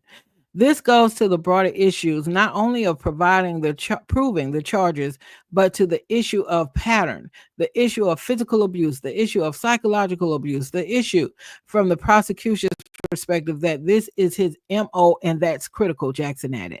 Jackson says the defense will likely focus on the voluntary participation angle, given Jane and Combs' years-long relationship as cross-examination continues. And these are quote, these are narratives, coercion. These are the narratives, coercion or voluntary participation. Okay. One thing I have noticed since I have been following this trial so closely is that when I look at what someone is saying on mainstream media, I am finding frequently that they are reporting something where I'm like, that is not what happened today. Well, they will say, this witness said she was made to do whatever. She did not say that. They said that about Jane, even like the first day of her testimony. Jane said that she was made to do whatever. Jane did not say that. That was nowhere in Jane's testimony. The first time Jane said anything about doing anything where she was forced to do something against her will was the last testimony, the last part of the testimony yesterday. So it's just kind of interesting to see how sometimes media will report out something and it's not exactly what happened. But if you believe how they reported it, you would say, "Oh man." Pardon me. "Oh man, she's already said that he made her do whatever." And that's not what he said. That's not what she said, pardon me. Okay, so Jane's testimony under cross-examination has continued after the lunch break. Defense attorney read aloud some of Jane's text messages from around Halloween 2021. Jane texted Combs that she wanted to see him, and Combs responded that he had a rough day and wanted her to lead tonight. Jane responded they could freshen up, have a drink, and see where the night takes them. Combs said he didn't feel like being around people. That's the smoke in my house, y'all, from my husband doing whatever in the world he was doing down there. Okay. Combs said he didn't feel like being around people, according to the text read in court. On the stand, Jane confirmed they had a hotel night after those messages. The next day, Jane texted the adult performer Sly asking for explicit videos. According to the messages read in court, Jane testified that she was with Combs at the time and he was asking her to reach out to Sly for those videos. A few days after that, Jane texted Sly about coming to visit and said, "I'll organize." Jane testified that she was with Combs at the time and they were trying to figure out if and when they would see Sly. Okay. And I do think he was the one that ended up blackmailing her. All right, so let's continue. So the defense attorney, Terry Garrigo, showed the jury more texts, these from November 2021, between Diddy and Jane planning to see each other. In the messages, Combs told Jane to be explicit, prompting her to send explicit messages about sex acts with Combs and an entertainer. Garagos and Jane read some of the messages aloud in the courtroom. Jane testified that she spoke in graphic sexual language, knowing that's what Combs wanted. But because of course she didn't want it. She didn't see, now that's her MO for this trial. She didn't want any of this. All she wanted was love. Pure love. Traditional love. Love. One-on-one love. She didn't want to do any of this right here. She didn't want to talk explicitly. Okay, a lot of people do that now. And some of this other stuff y'all do, I don't know if a lot of people do that, but this right here, a lot of people do that. But she said even that was a bridge too far. I wasn't really about that. I was only doing that to please my partner. That's what he wanted. Jane, you are doing too much, girl. After exchanging a series of fantasy messages about the entertainers, Combs asked what Jane wanted to do. She wrote that she wanted to spend time with her favorite person, meaning Combs. Combs then asked Jane if she wanted him to stop by with an entertainer. Jane testified she said yes to the sexual encounter with the entertainer at her home because it was the only way to see Combs. That was the only option I was given, and I wanted to see my lover. Do y'all hear Jane? Do y'all hear Jane? Jane, what do you want us to do with this testimony? What? He asked you, hey, I'm gonna come through. I'm gonna bring old boy with me. You cool with that? Are you cool if I bring old boy with me? She said, yeah, y'all come through. And she said, but she just did that because she knew if she wanted to see him, that was the only thing she would have to say yes. And I say to you, is that force? Is that force? In my book, that is not force. You could say no. Well, if I said no, he would be upset. And so what? This man is not at your house. You're not like, oh, I'm an imminent threat. If I say no, he's going to choke me out. You didn't say that. You didn't say that. In fact, out of the years y'all have been together, you described one incident of physical violence, which was shocking to me because the way Diddy's been rolling with these women, that kind of surprised me. So either you're not telling us something or I don't know. But nevertheless, you said yes, that he could come through with an entertainer. And now you don't get to get on the stand and say, but I only did that because I knew it was the only way that I would be able to see him. And I wanted to see my lover. Girl, girl. Y'all, can you believe that quickly we have gotten up to speed with where they are in the testimony, having joined late? And while we are here, I am going to see if I can get back the Inner City Press, which is the thread that they have on X, to see what's going on with that thread. But what do you all think about what you've heard so far from Jane? Do you think I'm off the mark? Do you think I'm off the mark? Do you think I'm being too hard on Jane? Now, I'm open to hear what y'all got to say. Now, I'm gonna tell you, I don't think I'm being too hard on Jane at all. Not at all. Mm-mm. Not at all. Jane is up here, and I don't know if she is in some kind of trouble with the government. I don't know if she's under some kind of sealed indictment with the government. I don't know what's going on with Jane. But Jane is up here talking crazy to me.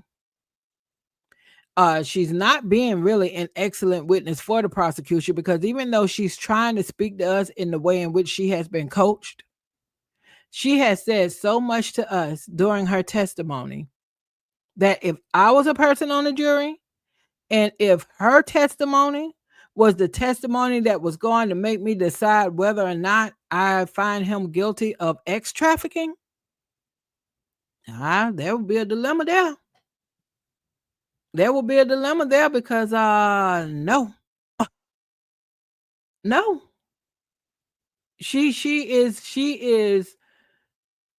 has been very consistent on saying what her gripes were. And it wasn't the hotel nights. It just wasn't. Okay? And so I don't really understand how this witness, according to what we've read, the government is saying, hey, she the one. She the one now, y'all. She's the one that is going to, really send this thing where we need it to be to get a conviction on X trafficking. Okay. I don't see it. I just don't see it at all. I don't see it. So hold on. And I'm curious to listen to some of these legal experts because they also be all over the place. And just see what their take on it is, but I don't see it. I don't. They In my opinion, they really can go ahead and get Jane off the stand. I want to see KK. I want to see her hit the stand. And I'm also hoping we get to see some of these security people. Like D-Rock, the Bonds guy, Uncle Paulie. Doesn't that sound like somebody who will mess you up? Uncle Paulie. I want to see these guys. These guys who, based off of the testimony from many people so far, stood around, did nothing. In one case, with one situation with Cassie said she was trying to get away. One of the security guards got her and took her back to the violent situation. So I want to see them hit the witness stand. I want to see it. I want to hear what they have to say. But that KK to me comes to the front of the line. If don't nobody else hit the stand, KK needs to hit the stand. Beyond a shadow of a doubt. Okay, so I'm just trying to get up to where this thread is, and it's a bit of a struggle right now.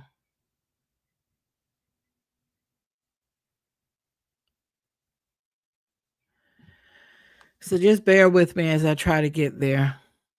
And I think I'll just give you all a little bit of music here while I try to figure out what's going on with this thread. So just 1 second.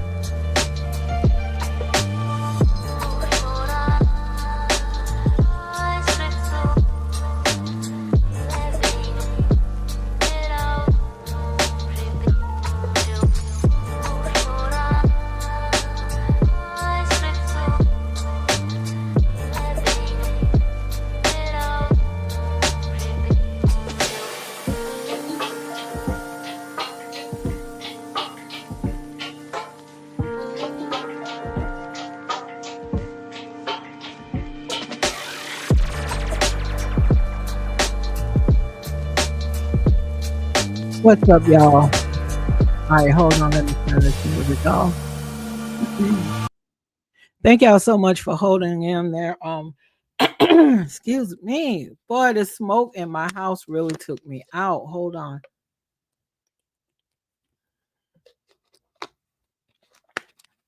Ooh. Okay, well, our usual source on X with the thread, Inner City Press. I don't know what is going on there, but the thread is not being updated. So I heard some folks say in the comments that maybe he wasn't in the courtroom anymore. So I'm not sure what's really going on there, but I have found us another source. So let me flip over to that part of it. Just 1 second. Now you got my eyes burning, got me coughing. I'm like, what are you doing in the kitchen with all this? All right, hold on, hold on, hold on, hold on, hold on. All right, let's get to the right screen here. Just a second.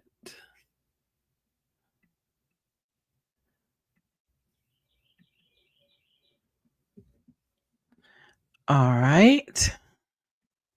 And let me make it a little bit bigger.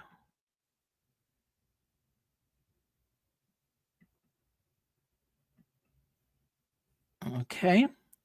Now, we're going to follow this thread. This is P. Diddy trial updates. Like I said, the Inner City Press, the one that we normally follow, is obviously having some type of difficulty. So let's go back up a little bit where we left off, and we'll catch up real quick. This all goes by real quickly. So earlier today, we heard the part where the defense attorney said you wanted your child closer to their father. Did he see the child? And she said, "What's that got to do with this?"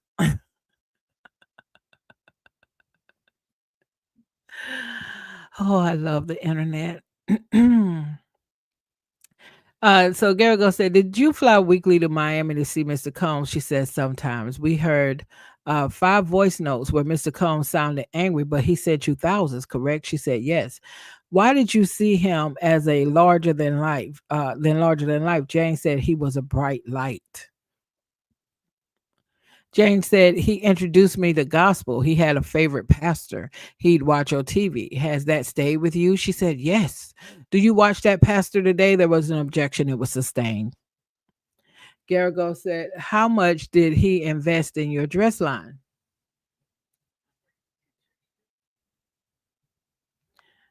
Hold on 1 second, y'all. I was planning to never wear that shirt. My daughter's asking me if she could wear my Kendrick Lamar shirt from the tour that we went to, and I was not ever going to wear that shirt, but put it in a frame. You can still put it in a frame. Not if you wear it, because then if you wash it, how something goes wrong. Wash it. I might wash it. Like I just took a shower, so I can just take it off and give it back. And where are you going? TJ Maxx, probably the tropical smoothie on food. On the way back. I was gonna get it on the way there. I can pick up anything on the way back for you though. Okay. Go ahead. Try not to get my shirt messed up because I was not planning on ever wearing that shirt. And where are your shirts? Why you can't wear your shirts? I wanted to wear this one. I saw it and I was like, ooh, I got biker shorts and I could wear. Drive safely. I will. Bye. Okay, y'all got to get a little bit of real life right there. Now, why she want to wear my Kendrick Lamar tour shirt? That shirt was supposed to go in a frame and up on my wall, and now she's wearing it.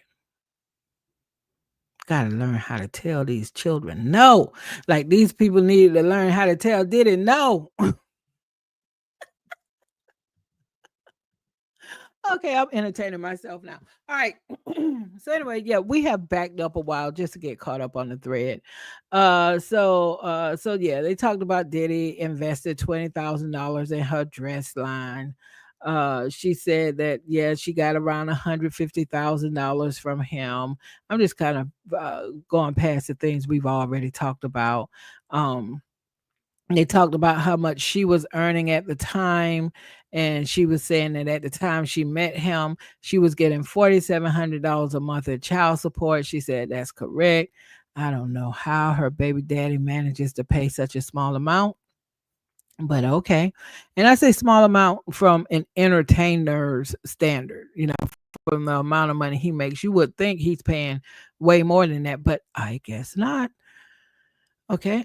Let's see here. Let's see. Once you were with Mr. Combs, did your influence and work change? She said, yes, I couldn't focus on it anymore. I felt I only reached about 10% of my earning potential. So, in other words, cut the check, Diddy. Let's see what else we have here. Jane, when I moved into the new home, I thought we'd get a place that meets Sean's taste, and maybe we could just start doing the hotel nights here in the privacy of our own home.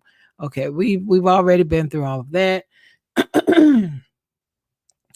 Let's see. She said the defense attorney said, "Had you done hotel nights at your previous apartment?" She said, "Yes, we had."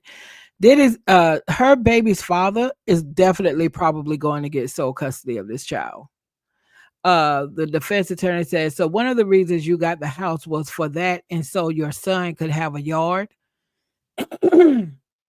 She said, could you please say my child instead? And somebody said the defense is trying to dox her. Honey, the defense does not have to dox her because we all know who she is. Let's see. I'm showing the jury some of your text and audio messages. You testified earlier that during the trip, he surprised you with an entertainer and a hotel night, which caused an argument. She said, yes, it really upset me, and it affected us for a few days. But in the messages you two exchanged after, you both sounded affectionate. Mr. Combs told you he loved you. Yes, in a voice note. Why am I talking like that? He also mentioned something about a contract. What was that? He was referring to our love contract after we agreed on it. He rented me a home for $10,000 a month. And your recorded message back to him, would you say you sounded happy? Jay said, yes, I told him I had so much fun on the trip, that I loved him and I felt closer to him. The defense attorney said, you said everything just feels good and I'm so happy. Jane said, that's right. I did have fun with him. See what I'm saying? Y'all see what I'm saying with Jane? Okay. Jane said, I was expressing love for the time we spent together, except for the part involving the entertainers. Jane, you lying. You already told us now. After some of these things with the entertainers, you felt exhilarated. You said you liked how the ecstasy made you feel because it heightened your sense of touch. You forgot to testify to that already, Jane. When I moved into my rented home in April 2023, Sean paid $40,000 up front to cover the security deposit and the rent for the first month and the last month. Okay. The landlord already possessed several months of rent payments in case Combs ever decided to stop paying the rent, correct? She said, yes. Did Combs indicate that he was also open to paying 3 months for your rent even though you were about to break up? Yes. She testified to that yesterday. One time she called Diddy going on and on and on about, I need more time. I'm tired of you just coming over here for just us giving these hotel nights after me and you get through with Sly and Don and Anton. I need us to have our one-on-one time, and you give my one-on-one time to these other witches, and I got a problem with that. And Diddy's response to that was, so you want to break up? And he said, well, we can break up, but I'm not in the habit of paying for people who I'm no longer seeing. And he said, but I'll pay it for your rent, like for the next 90 days. So you want to break up? She said, I didn't say I wanted to break up. Who's talking about breaking up? So you play too much.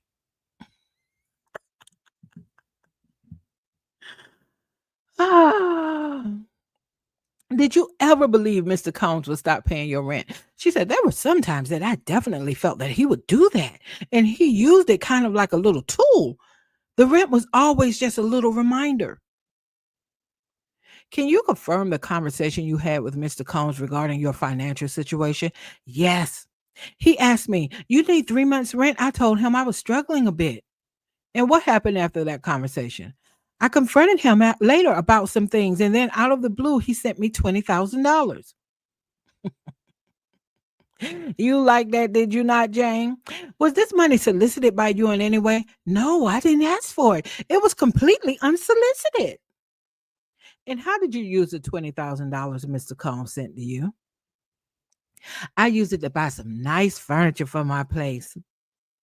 The court heard you sent Mr. Combs a text after receiving the money. Can you describe that message? I texted him to say thank you, and I called him baby. I was just grateful for the help. Now, why I'm all of a sudden giving this woman a southern accent, don't ask me. Probably because I have a southern accent. Okay. So the defense attorney said, so to clarify, you express gratitude and use an affectionate term, correct? Yes, that's right. Oh, she's real southern in my interpretation. Defense attorney, the court heard a voicemail from Mr. Combs where he referred to you as crack pipe. What the what?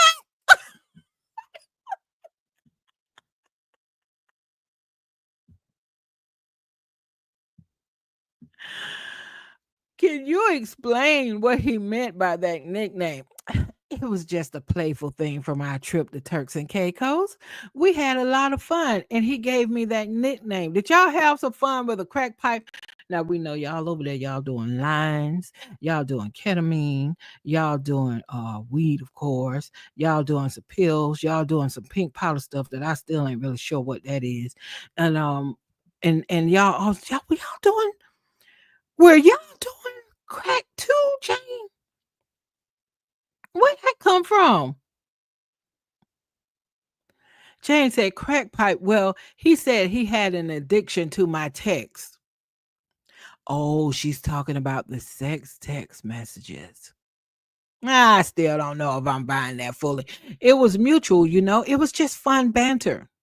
And how did you respond to this voicemail from Mr. Combs? I texted him back something like, crack pipe is so real for the both of us. It's definitely mutual. I just like everything you said. I am so thankful. I had so much fun. Turks was absolutely incredible. I am so happy. Jane, you don't sound traumatized. Jane, you don't sound like you were being forced into these hookups. You're not sounding like that, Jane. Okay. Defense attorney says, so your response was positive, expressing gratitude and enthusiasm about the trip and the nickname. She said, yes, exactly. I was just happy and having fun with it. The trip was amazing, and I wanted him to know I appreciated it. The defense now is going now the defense has gotten her answer, but she's going at it again to confirm.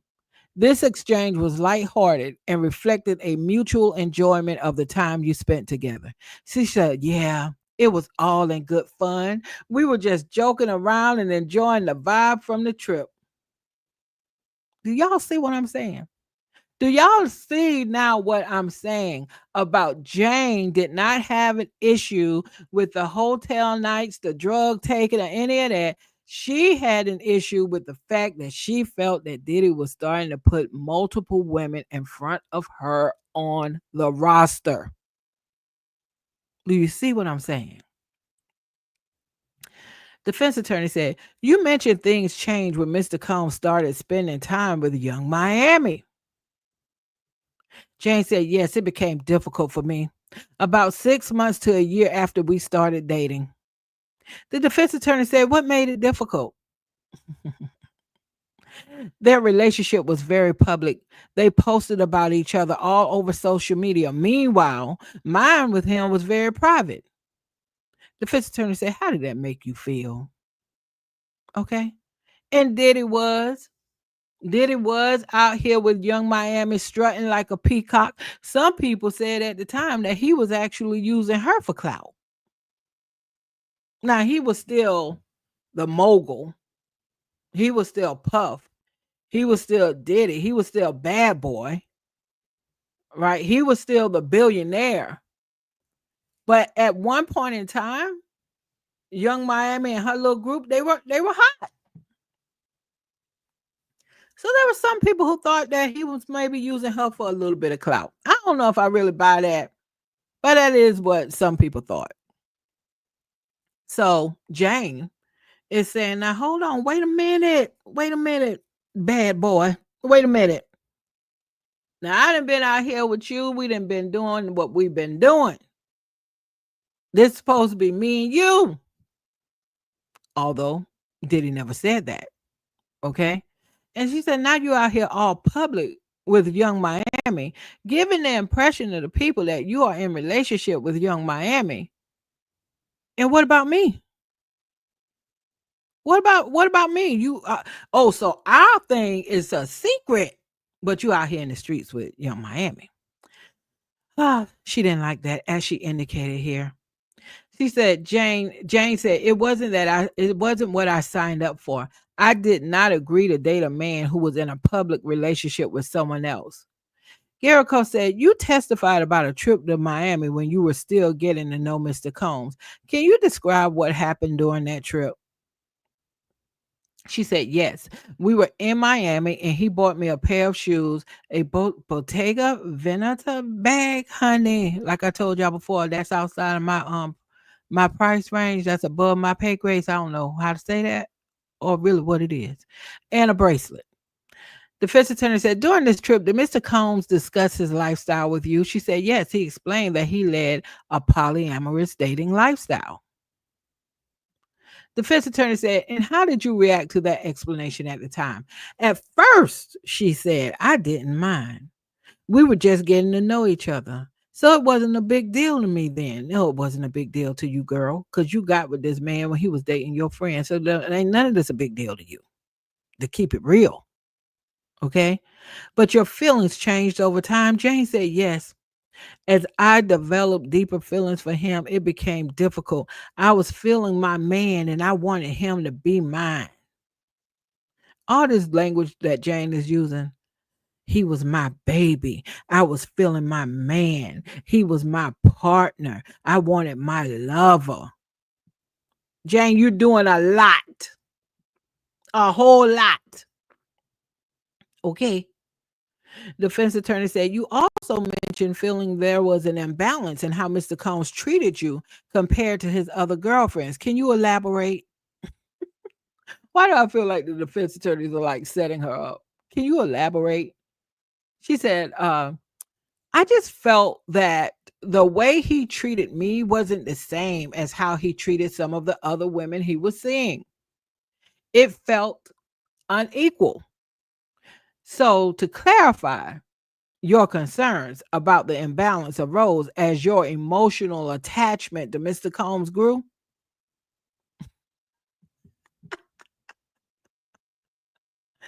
I'm laughing because the defense is doing their job. And I don't know if Jane is even aware. Okay. The defense attorney said, let's talk about your first trip to Turks and Caicos. What did you observe about him? She said, on the flight, I noticed his hands were shaky, his eyes and teeth looked off, and even his coloring seemed unhealthy. I could tell he wasn't taking very good care of himself. The defense attorney said, did you suggest anything to him? She said, yes, that he considered going to a rehab center in Thailand. So you knew early on he was a drug addict. She said, in the beginning, I didn't really know how to label it. I just saw someone who was overdoing the partying. But later on, as our relationship went on, I started noticing a very strong pattern. I still didn't call it addiction at the time. Now I'd say he was a drug addict. But back then, I just thought he was a real big party guy. Girl, flag on the play. Diddy's a drug addict. Cassie was a drug addict. You met him partaking in some stuff, so you potentially are a drug addict. Most of the assistants that worked for him who've testified, they were on substances, even if recreationally. You are running in these circles. You are going to parties that you've described to us where there are platters with all kinds of different types of substances where you can pick what you want like an hors d'oeuvre. You going to parties where people are actually performing sex acts right in front of you. So, girl, don't come on. Now, but me saying all of that, hold on, rein it in, Sandy, rein it in. Maybe I ought to shoot Jane a little bell. Because if that is what you're used to being around, those are the circles you're used to being in, maybe you don't see that, hello, Houston, we got a problem. Maybe you don't see it. Maybe you don't. Let's keep going. Did you know if he was on any prescription medication? First time okay, now I've heard about him getting prescriptions filled. You know how the people abuse those, but so let's see where this goes. Toward the end of our relationship, I found out he was taking antidepressants. And you wanted him off drugs? Yes, I wanted him to return to his natural form. And what would that be, Jane? And were you in your natural form? I'm just wondering. He even told me once that he was interested in trying ketamine therapy. The judge calls for a break and the jurors leave. Janice Combs, Diddy's sister, and two sons are seated in the row behind him. Attorney Mark Garagos, who's a very infamous lawyer, is also in court, seated in one of the defense rows. He watched as his daughter Terry questioned Jane. Okay, they're back. Let's pick it back up. Defense attorney said, Miss Jane, would you agree that you willingly participated in the so-called hotel nights? She said, at the time, yes. I felt I had to keep the relationship. Flag on the play. Flag on the play. Jane, I'm tired of having to call you out on this, Jane. You have testified that you felt exhilarated after these things. You have testified about how you liked it. You have testified that how you liked the pre-party and the after party that you and Diddy would have with these hotel nights. You have testified about some of the guys, how you were really into them because they were attractive and all of that. You testified about that. You have testified that you were willing to do whatever would make your partner happy because he was your lover. He was your lover. Now, to me, that does not equal force. That does not equal psychological manipulation. In this moment, in these moments, Jane made choices. Jane made choices that she was willing to make. I'm just not going to go over. I'm going to rein it in, Sandy. Rein yourself in, girl. Okay. She said at the time, yes, I felt I had to keep the relationship, but no one forced you to take part. She said, not physically. No, of course he didn't. You've been on the stand for 3 days now. And until the end of yesterday, you never mentioned anything about feeling forced or anything. Now, that one incident you talked about yesterday, you did get into it a bit. But all the time before, when you were talking about all of y'all hotel nights and whether you were in Miami, Los Angeles, New York, Turks and Caicos, wherever you all were, you were down with it. You were down with it. And if you are with somebody who's into something that you're not supposedly into, and they say, okay, well, I understand that what I'm into, you're not into, and we just, we're probably going to break up because I'm really into that. And then you're like, well, I don't want to break up. So I want, I'm going to do these things with you. Is that force? Is that force? In my opinion, that is not force. Now, I would advise the person, if that person tells you they're not into it, but they're going to keep doing it because you want to do it, you should then, especially when we're talking about something sexual, you should not do that with that person. Even if just forget about whether it's legal or not, just being a decent person. Why would you want somebody to subject themselves to something if you know they really feel like it's something they're not into? Come on, just being a decent person, you won't want to do that. But Jane, my dear Jane, this is not your situation. You were down with it. Okay, there's some revisionist history going on here. But I digress. And you were aware that Mr. Combs practiced polyamorous lifestyle. She said, he told me early on. Yes, you're right. He told you early on because you told us he told you early on. You told us in your first day of testimony that you knew that a monogamous relationship was never on the table. You told us that. Okay. Yet you chose to stay in the relationship for quite some time, the defense asked her. She said, I did. My feelings for him grew deeper. My feelings for him grew deeper. I knew going into it that he was polyamorous.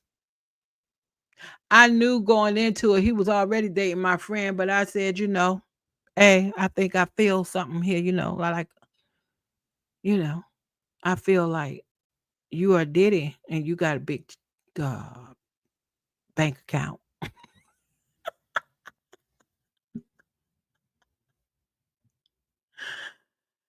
Oh. So the defense attorney said, and during this time, he supported you, paid your rent, gave you gifts, covered expenses. She said, yes, he did all of that.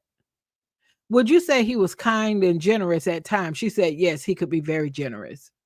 So your relationship, though complicated, had moments of affection and mutual agreement.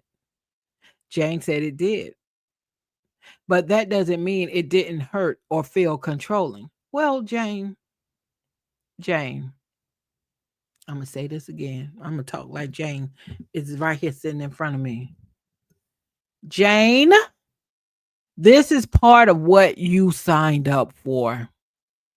Now, this trial is going to take care of like what's legal, what's not, and the jury is going to take care of what they believe to be true or not.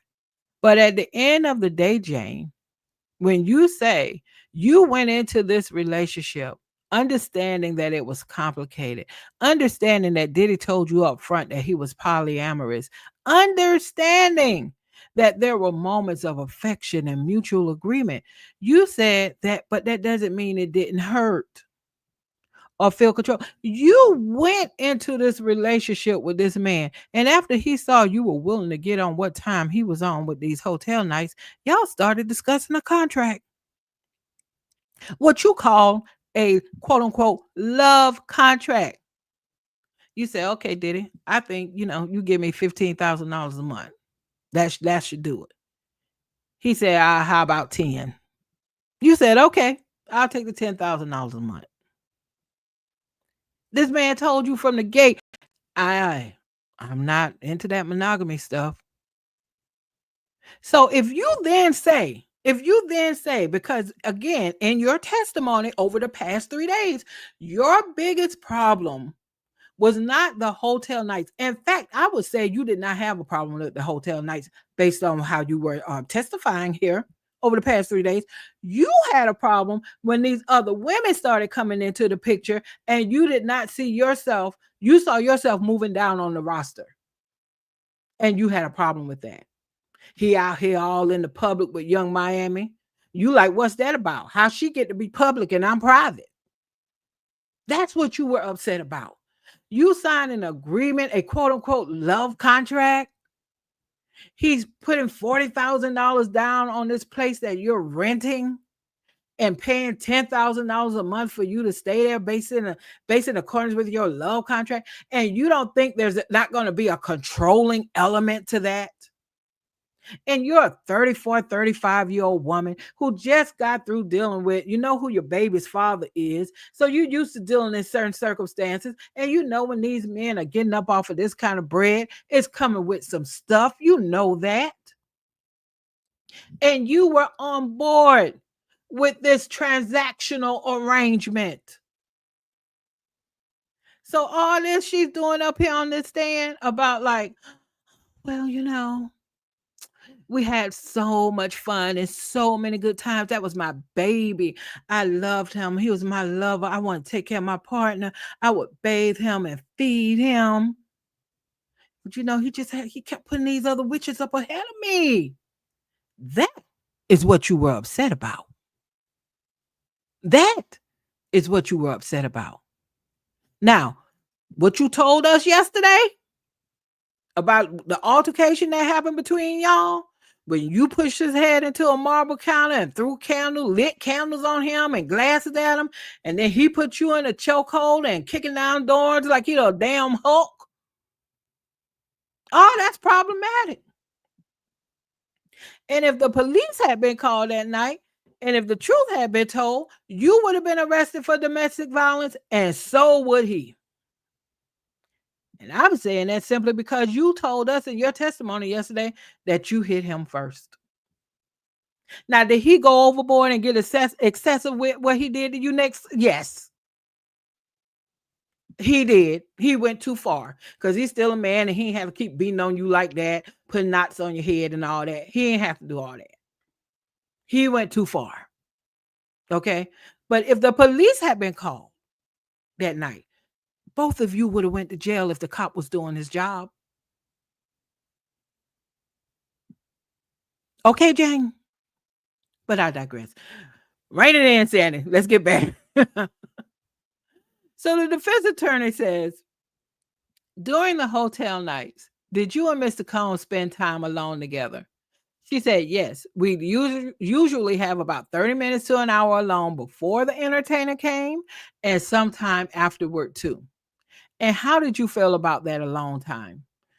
Jane said, excuse me, I actually enjoyed it, especially when we made love. That part felt so intimate. So he gave you the attention you were seeking. Yes. He gave me the affection I wanted during those nights. She said, the defense attorney said, was that typical of him? She said, no, he wasn't generally that affectionate. But on those nights, he was the most affectionate. The defense said, were red lights and baby oil only used during the hotel nights? She said, no, they weren't exclusive to those nights. Where else were they used? He used them during our other sexual encounters, even in his private residence. So Diddy has this thing with red lights. Red lights, baby oil, Astroglide, heels, ropes, handcuffs. Excuse me. Okay. And Mr. Combs told you the videos were just for the two of you? She said, that's what he said. The defense attorney said, you put on a good show for him in these videos because you knew he would watch them again. She said, yes. She said, you better believe it, girl. She said, every time he filmed me, you better believe I put it on for the camera because I knew my baby would be watching these even when we weren't together. And I needed him to I needed him to be able to really relive the moment. So yes.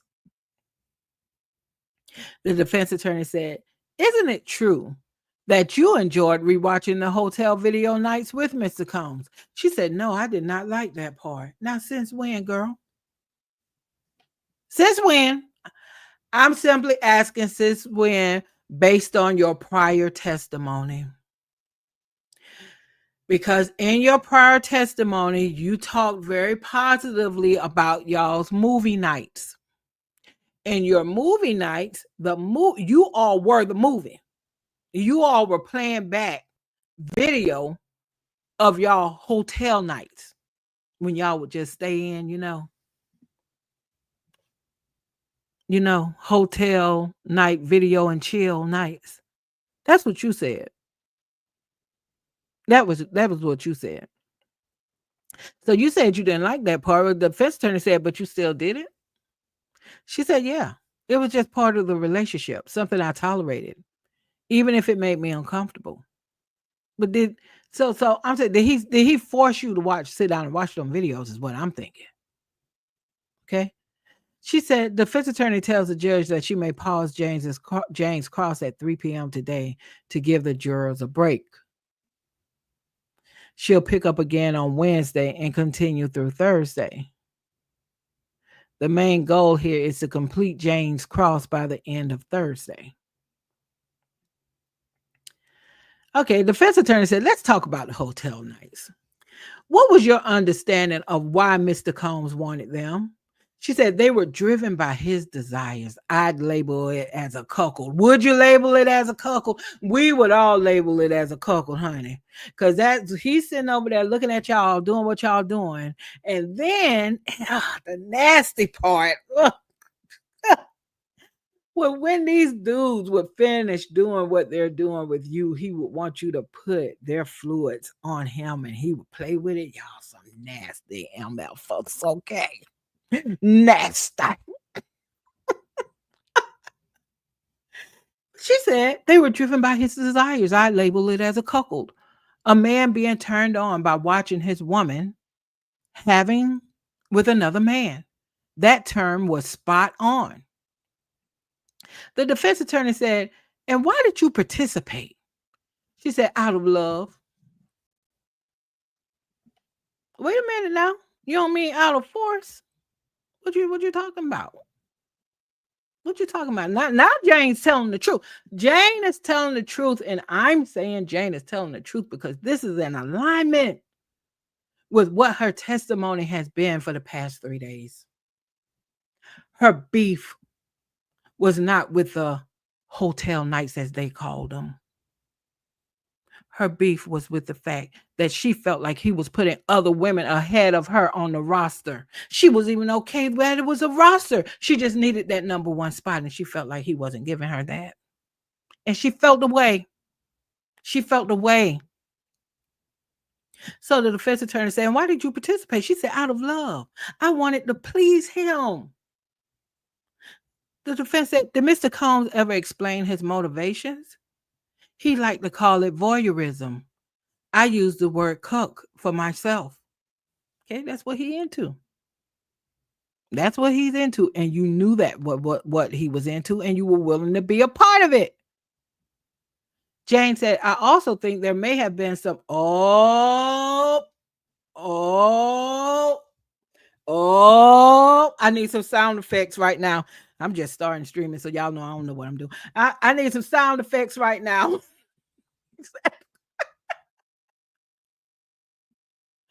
Y'all seeing this part? Y'all know what the rumors have been. She said, I also think there may have been some bi curiosity involved. Cucks can be curious, but too afraid to act on it. Did he ever stop a hotel night because you wanted to? Nah. Now, look. I'm just before we move on, because the defense is gonna move on. Because now you sit up there and ask that woman some more questions about this bi curiosity thing. Diddy likely to get taken out of this courtroom. The judge already and threatened him. He gonna have to leave out the courtroom. He keep nodding his head vigorously. Okay. So of course the defense ain't gonna go nowhere with that question. But I'm gonna see if when the government gets back up on redirect, if they do anything with this, or if everybody just gonna act like they didn't see that, they didn't hear that. We just gonna leave it alone. Okay. I also think there may have been some bi curiosity involved. Cucks can be curious, but too afraid to act on it. I could go somewhere else with that, but I'm gonna rein myself in. Rein yourself in, saying, rein it in. Okay. Did he ever stop a hotel night because you wanted to? Jane said, yes. There were a few times he ended it early when I spoke up and said I wanted to stop. Okay. Okay. And if you weren't comfortable with one of the men, he dismissed them, correct? She said, rarely. Only after I had already tried to interact with him sexually for some time. But he was responsive when you were uncomfortable. Oh, okay. The defense is trying to get her to say something. She resisted now. Jane said, no, not readily. I had to go through the motions first before he considered letting them go. Let's talk about the 2 times you said you cried after a hotel night. Do you remember the first? She said, yes. It was early. Hold on, y'all. I know I'm moving about on the screen. I'm trying to get it where in case anybody's reading it, y'all can see it good. Okay, there you go. She said, yes. It was early in the relationship. I cried because Sean was about to leave right after the hotel night. And when you asked him to stay with you, he changed his plans. He stayed to comfort me. The second time you were in the shower together. Okay, now hold on. Let's pause here for a moment, shall we? She said, I cried I cried. Okay, so rein it in, Sandy, rein it in. She said, I cried because he was about to leave right after the hotel night. Did she say she cried because there was a hotel night? That's not what she said. She cried that he was about to leave right after the hotel night. Now, come on now. I'm assuming everybody, hope everybody listening to me grown, especially if you're a woman. Okay. Now, if you're a woman, if you're into a dude and y'all hook up, and as soon as y'all get done, he's trying to get out, especially if you want him to hang around, you're going to feel away. And let's go even beyond a hookup. You got feelings for him. You're going to feel away. You're going to feel away because, you feel like that's like, dang, you hang around, you want to spend more time with him. You want a little bit more intimacy. You want to be in his presence a little bit more because, you got feelings. That's what she wanted. So she cried about that. That you just gonna leave. You just gonna leave like that. She wasn't crying because of the hotel night. All right. And then I'm sure she was so happy when he changed his plans. Then the second time she said she was crying in the shower. She said, the second time you were in the shower together. She said, yes. Somewhere in the middle of our relationship, I started crying in the shower after another hotel night. And was Mr. Combs high on ecstasy at that time? He said he was. He told me, you're going to ruin my high.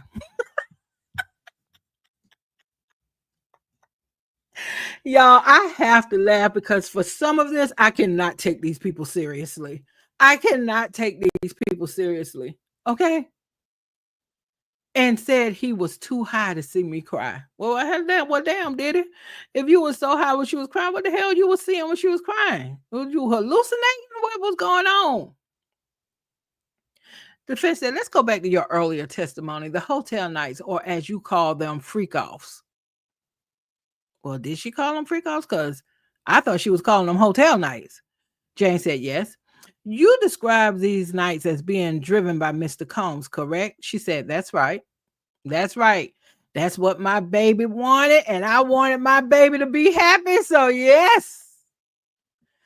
The defense attorney said, but there were moments, weren't there, when you had some say in how things played out? She said, there were a few times I voiced what I wanted or didn't want, but ain't no need for you to be calling that out. I mean, come on now. I already got to deal with prosecution over here, girl. The defense attorney said, was it entirely without your input? She said, no, not always. Sometimes I was able to speak up, though it didn't always change the outcome. Oh, honey, now that had to suck, that part. Okay. The defense attorney said, let's go over the messages between you and KK. To go that damn name again. If KK, Christina Coram, Diddy's ex-chief of staff, if she is not charged as a co-conspirator, we had better see her in this courtroom up there testifying for the government. And she better be singing like a mother effing canary. Do you hear me? Because her name is throughout all of this.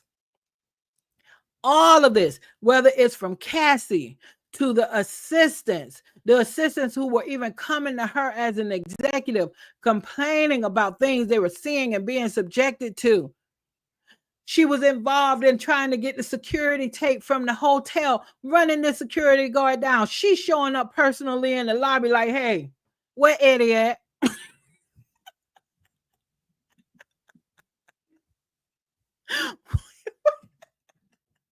I'm looking for Eddie Garcia. Where he at? I need to get that tape. Diddy then brung his ass over here to this hotel and dragging Cassie up and down this hallway. I need the tape. She took herself over there to the hotel, showed up at the man job at the lobby. He's like, first of all, I can't get you that tape. You got to talk to my boss to get a subpoena. That man at home. Hello? It's KK. What?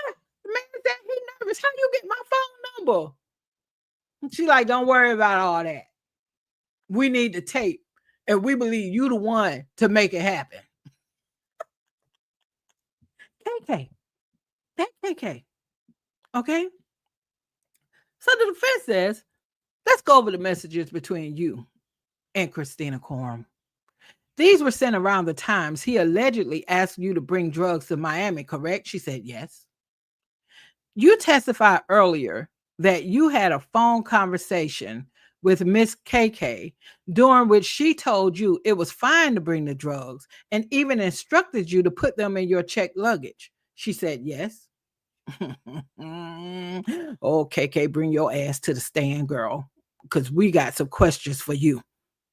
Defense attorney said, but the messages read here today, they don't mention her saying anything like that, do they? She said, no, they don't. But we spoke on the phone. She said it verbally. So I don't care what y'all, I don't care whatever them little things y'all got, the text messages or whatever. Look, I talked to KK, and this is what KK told me to do. Now, on this right here, Jane, I do believe you 100%. I believe you 100%, Jane. When Miss Coram traveled with Mr. Combs, do you know if she flew on his private jet? She said, I assume she did, but I can't say for sure. Would you describe their relationship with her as close? Would you describe your relationship with her as close? She said, not at all. We were not close. She did not like me. And how did that affect your relationship with Mr. Combs? It made things hard. She was always with him. And I believe she had strong opinions about me. And those opinions influenced how Sean treated me. Oh, that would have been a problem for you, Jane. Because let me tell you something.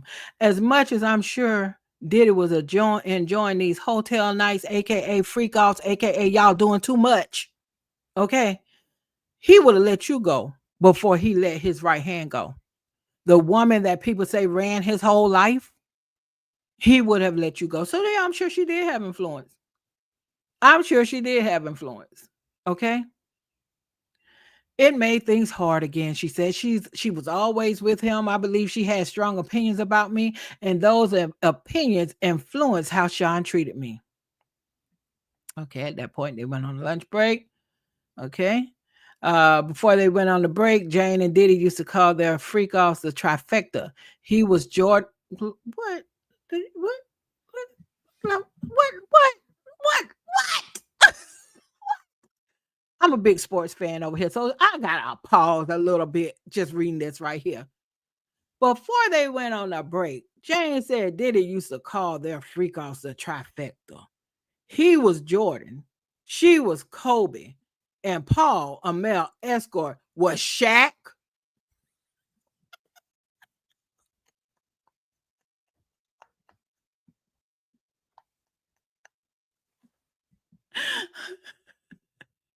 Shaq?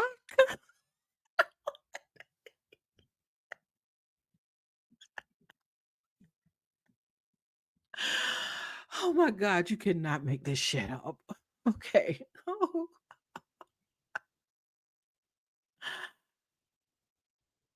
okay. Rein it in, Sandy. Rein it in. Rein it in.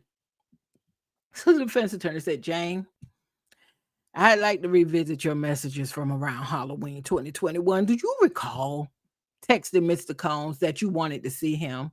Jane said, yes, I do.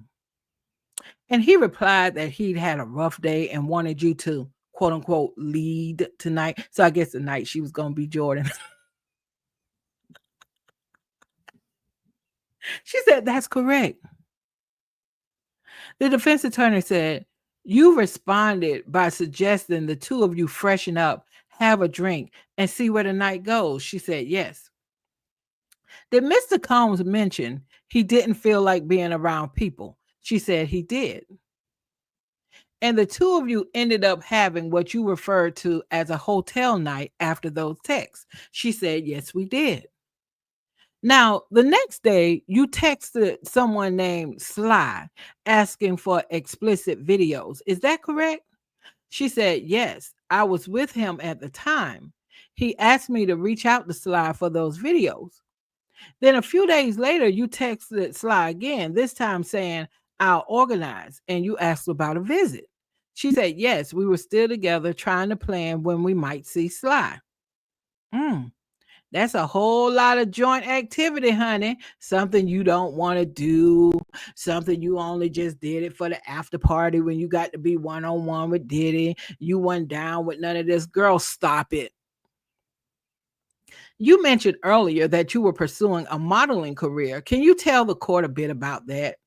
Jane said, I did some modeling, yes, mostly commercial work. The defense attorney said, thank you. Now, I want to turn your attention to a series of text messages. These were exchanges between you, Mr. Combs, and an adult filmmaker performer named Cabral. Do you recall those? She said, yes. These messages included sexually explicit content, correct? She said they did. All right, let's see if the feed is updated. All right, so we are waiting. Let's see, when was that? When was that updated? Well, we should have something for that. Okay, let me just scroll. Let's see if we have anything. All right.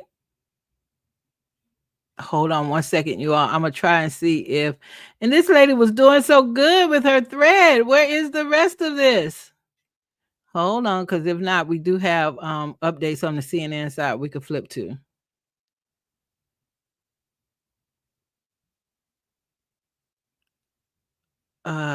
Okay, good. We got a little bit more here. Let's see.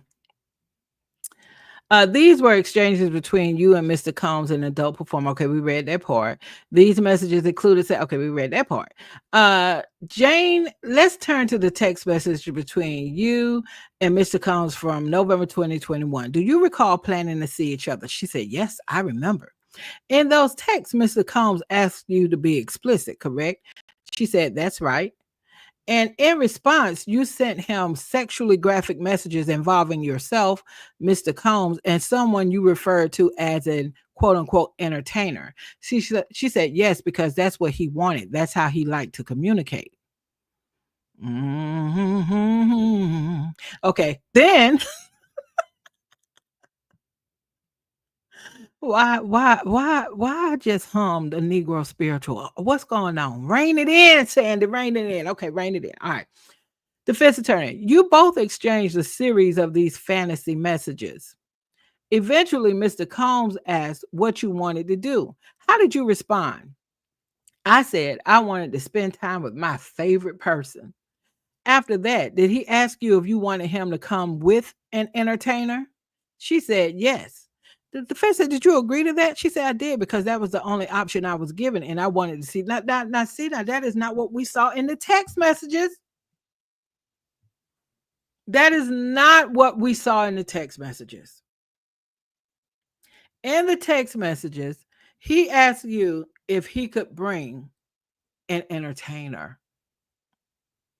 And you said yes. Okay. Now you're telling us you said yes, but you only said yes because you knew that if you did not say yes, you weren't going to be able to see your boo. Is that force?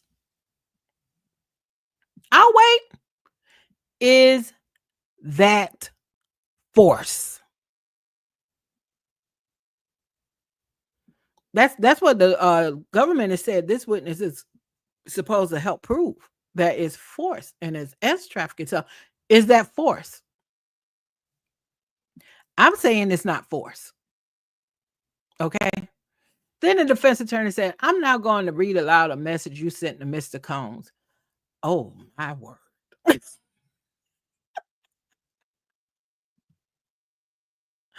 Bookmark. Okay. I want, and I'm bookmarking these things, y'all, because if you check out my channel, I've started a Diddy Trial Gone Wild series where I'm just putting like the wildest things said that day. They're much shorter videos. So check those out. I only have one out there right now, but there will be another one tonight. She said, the defense attorney said, I'm now going to read aloud a message you sent to Mr. Combs. Reading, I want to sit on your face. Do you recall sending that? She said, yes, I do. And yes, I do. And I'm proud. Well, so what? You expect me to be ashamed? You expect me to be ashamed? Yeah, I said it. I'm grown. I'm a 35-year-old woman. Yeah, I said it. Defense attorney said, "Can you explain the context of that message?" Not the defense attorney. Now you tripping now. Do we need context? Do we need context? Jane said it was a part of a sexual exchange. That kind of talk was expected. Girl, stop acting like you were doing something you didn't want to do. That was expected. Not that I wanted to do it. After you done told us for 3 days how you felt so exhilarated and how you felt good about taking care of your lover and how you felt so excited about doing the things that your partner wanted to do because you wanted to make him happy and blah. Girl, stop. And in these messages, you also used the water drops emoji several times. What did that emoji suggest? It was meant to suggest sexual arousal or desire. It was part of the way we communicated. So I'm not going to go there because we know what that's supposed to suggest, like sexually. So moving right along. Moving right along. The defense attorney said, Jane, in several of these messages, you describe in detail what you would do to the entertainers Mr. Combs hired for these so-called freak-offs. Do you recall those texts? She said, yes, I do. Were those your actual desires at the time? Jane said, no. Those were things that would not have occurred to me on my own. Do you hear me, jury? Do you hear me? No matter what I've said to you over the past 3 days, I need y'all to know that I don't have these kind of thoughts and tendencies. I know what I said over the past 3 days about feeling exhilarated and wanting to like put on for my lover. And when I'm doing these videos, I'm giving him something he can feel and he will still feel when he watches it back. And, you know, I know what I said. I know what I said. I know what I said about going to even when I wasn't with him. And when we were on a break, I got on a plane with another rapper and his girlfriend, and we went to some wild party and we watched one of the guys that used to be one of our entertainers have sex with someone else, and everybody was just watching them have sex. You know, don't mind that. Don't mind that. I'm trying to tell y'all right now that these are not things that would occur to me on my own. Are y'all with me? Hell no. Hell no. We are not with you. We are not. We are not with you. Then why send them? The defense attorney asked. She said, because that's what he wanted to hear. I was giving him options, trying to please him. It wasn't about what I wanted. It was about keeping his interest. Okay. Jane, let's talk about one of the more graphic messages you sent to Mr. Combs. Now keep in mind, all that she just said was in response to her sending him a text saying that. What'd she say? What'd she say? Hold on, because let me not misquote her. Where that? Where is it? What there was? I want to sit on your face. Okay. She would never think of that on her own, because she out here, praying and knitting scarves and stuff. Okay. Then the defense attorney said, let's talk about one of the more graphic messages you sent to Mr. Combs. You initiated the exchange, correct? Jane paused, visibly uneasy. Go ahead, reporter in the courtroom. Tell us about that kind of body language. Yes. She said, before I answer, I just want to say this wasn't who I naturally am. Don't start stuttering now, girl. Go on. Go on. She said, I felt like I had to speak that way. I needed to keep him happy. I am in 2021 really madly in love and wanting to please him and appease him. The defense attorney said, so this message, it wasn't about your own desire. She said, no, I was being agreeable. That's what he liked. So I adapted. Jane, we are not buying this at all. Defense attorney said, Jane, you offered to buy black matrix underwear for Mr. Combs, correct? She said, yes, to please him. I knew it was something he liked. Okay, now where we went with the text message? Well, maybe we don't need to know. Okay, let's keep it moving. So you knew that kind of language, that kind of gesture turned him on. She said, yes, but it wasn't real intimacy. It was just what he expected from me. Did he often offer you one-on-one time? She said, rarely. Most of the time, the option he gave me was him and Paul.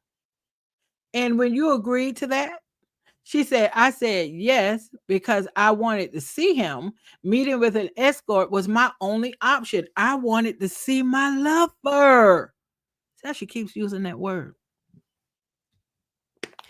I can't take this woman seriously, y'all. I can't. I wanted to see my lover. So, why are you using that word?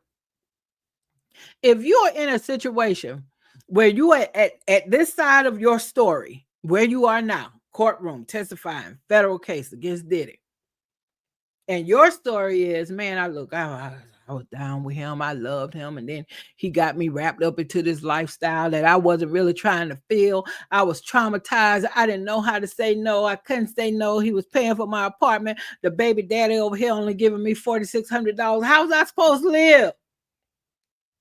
How was I supposed to eat?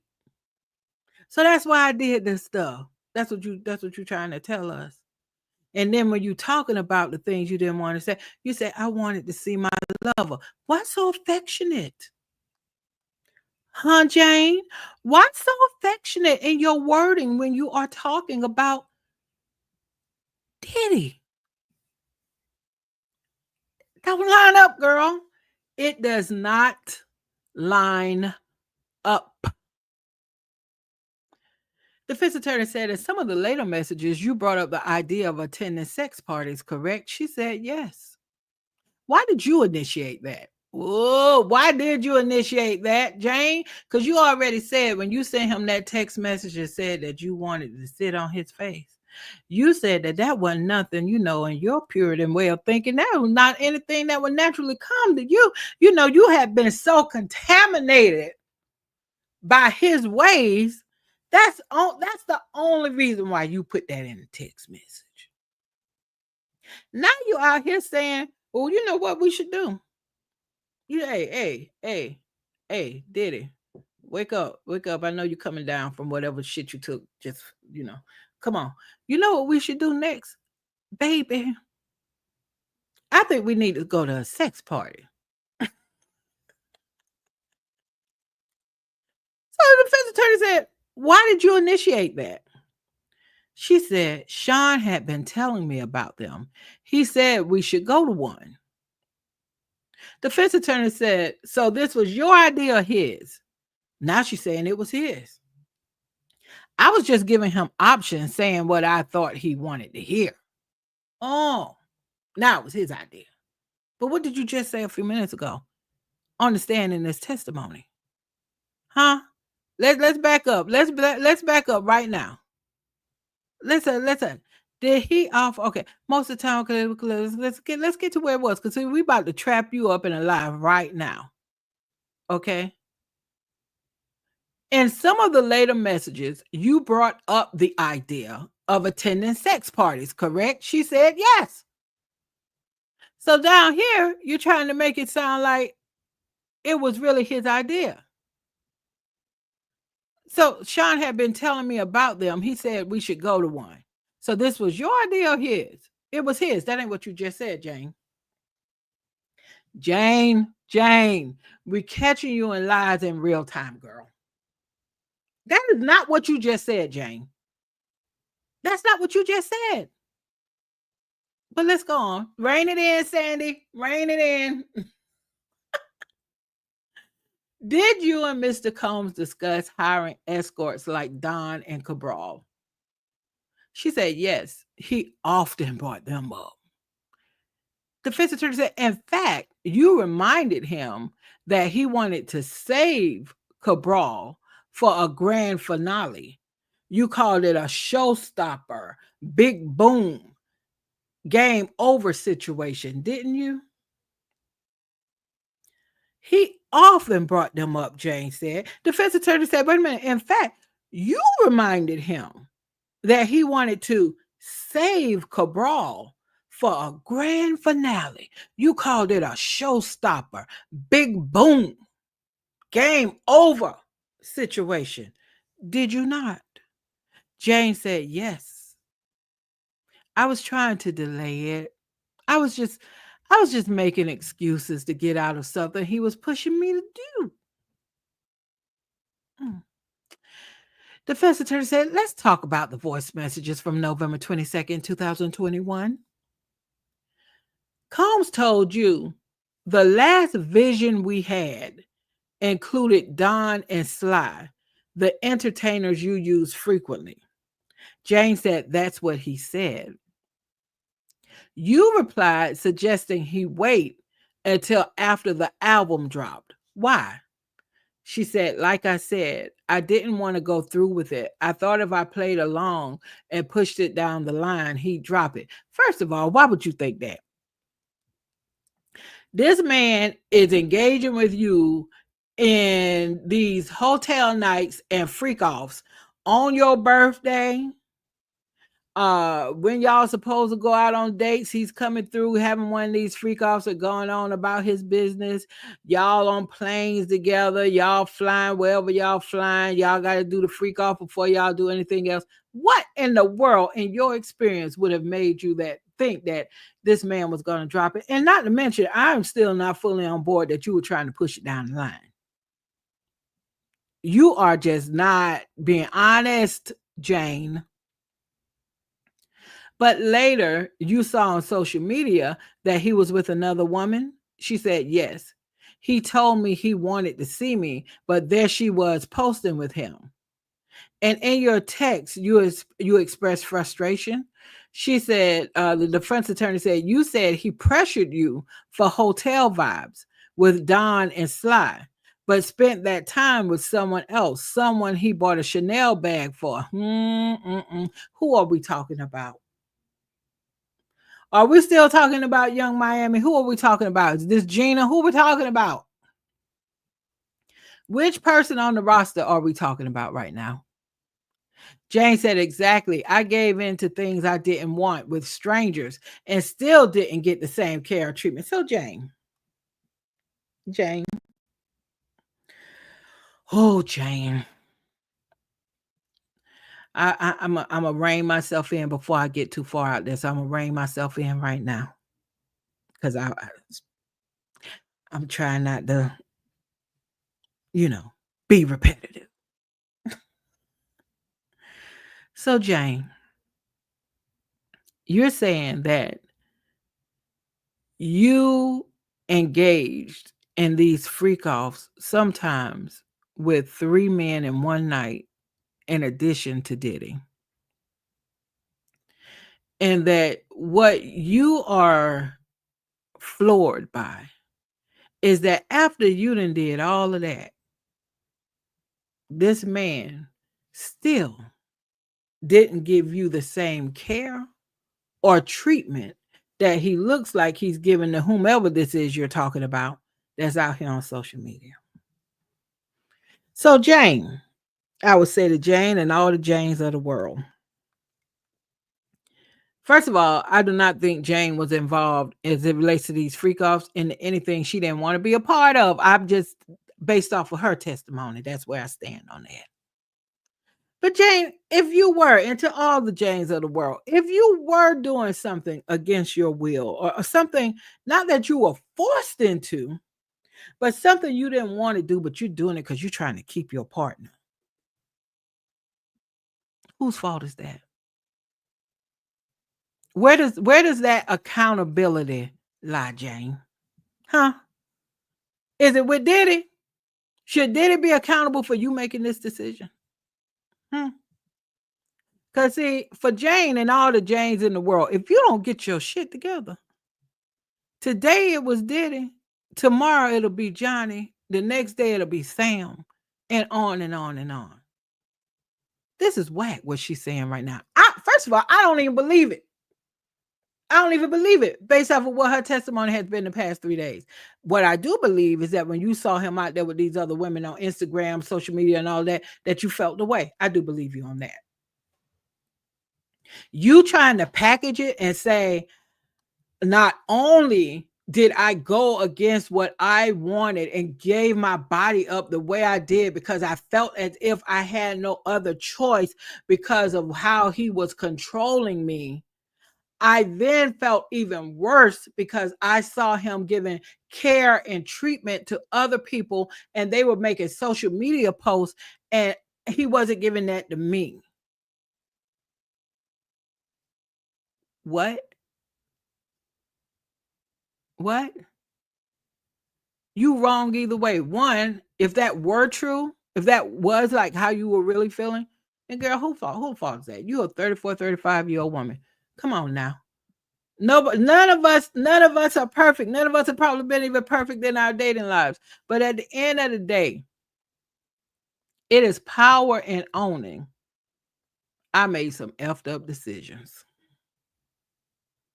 And I gotta go figure out if I made effed up decisions and there was a pattern of me making effed up decisions, how I get myself together so I can stop making these effed up decisions. I need to figure that out. But I still say I don't think that was her story. But I digress. Okay. She said, Jane, Mr. Combs gifted you a Van Cleef necklace and a Bottega Veneta bag, didn't he? She said, yes, he did. How much does that bag usually cost? She said, how much does my body cost? Wait a minute. Oh, Jane trying to pop off a little bit now. Jane trying to pop off a little bit. I think Jane is trying to pop off a little bit, y'all.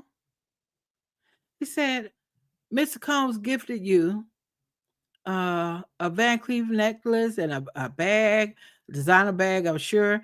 How much does that usually cost? She said, how much does my body cost? The judge said, Miss Jane, please answer the question as asked.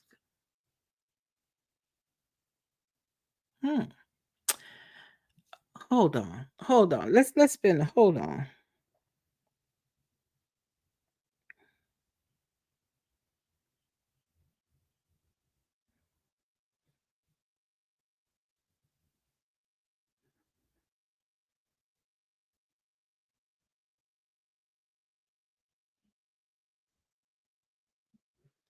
Okay. I'm sorry, y'all. Got a little bit distracted.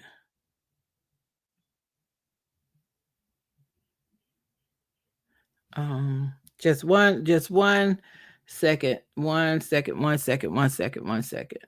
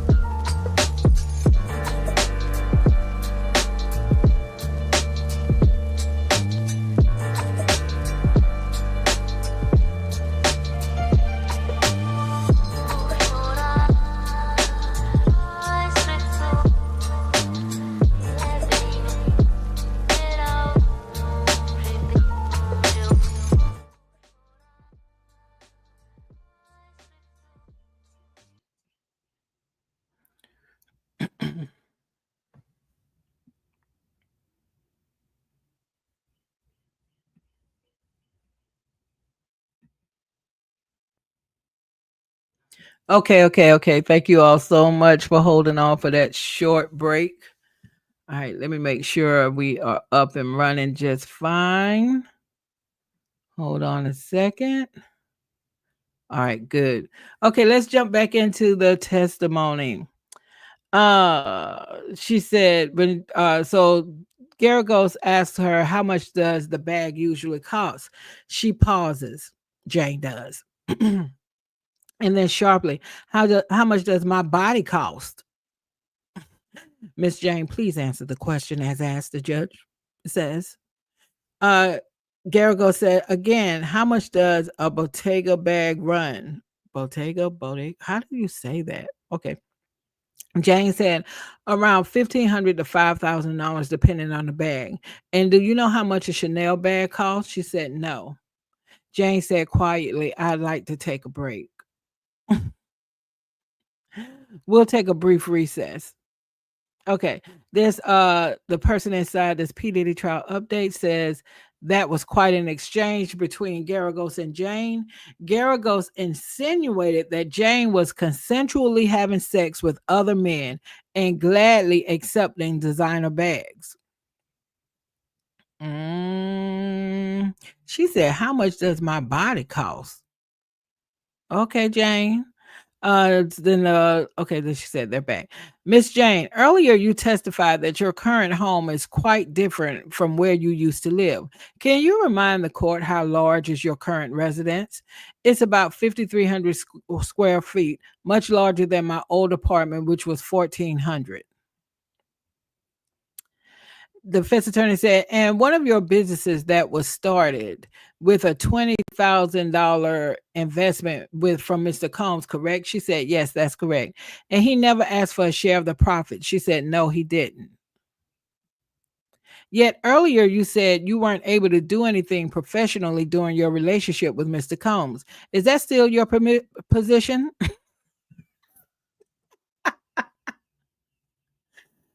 The defense attorney is saying you said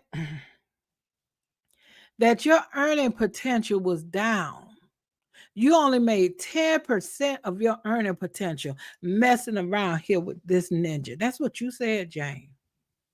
And the defense attorney said, wait, hold on. Hold on. In addition to all the other money he was giving you, because Jane, in your own words, he was very generous. Did he give you $20,000 to start your business? And you said, yeah. Did he ask you for any profits from that business? You said no. And the defense attorney said, yeah, earlier you weren't able to do anything professionally during your relationship with Mr. Combs. Is that still your position? She said, yes. Had I not dove headstrong into that relationship, I probably would have been a bit more successful in that time frame. So now you're gonna blame the relationship for you not being able to make money on your own. Oh my gosh. Oh my gosh, Jane. And so the defense attorney says, so what you're saying is the relationship held you back. She said, in many ways, yes. Had I not dove headstrong on this relationship, I probably would have been a bit more successful in that time frame. But that's neither here nor there.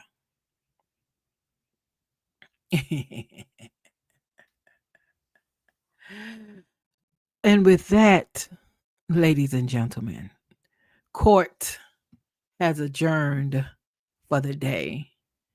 Jane will still be on tomorrow.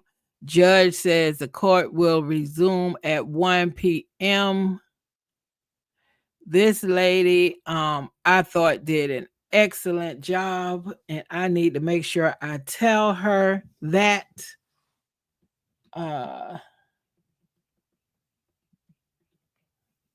Because y'all, her thread to me was a bit more comprehensive than the other one that I have been following.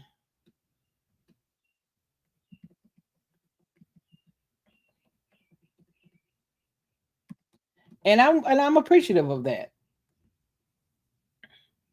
I'm appreciative to any of these people who are actually in the courtroom and kind of supplying us with all of these updates and everything, because they don't have to. And we would just be out here in the dark trying to figure out what's happening. Okay, what else? I know they're glad they don't have to come back to 1 o'clock. All right, so since we have a little time here, let's go and check out what CNN updated from the time we left them. And I am starving again today. I have got to get up earlier when I'm doing these lives and do breakfast and all of that, because I'm normally starving. Okay, let me get back to where we were. We read that. We read that, I do believe. I think we read that as well. Is this the one that mentioned Young Miami?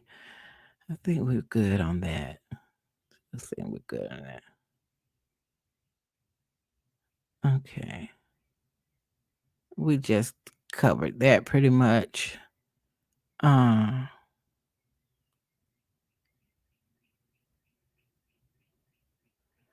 What is this? Jane testified that she was positively reinforcing Combs about the hotel nights, so Combs felt comfortable and didn't feel rejected. Girl, okay, girl, okay, girl.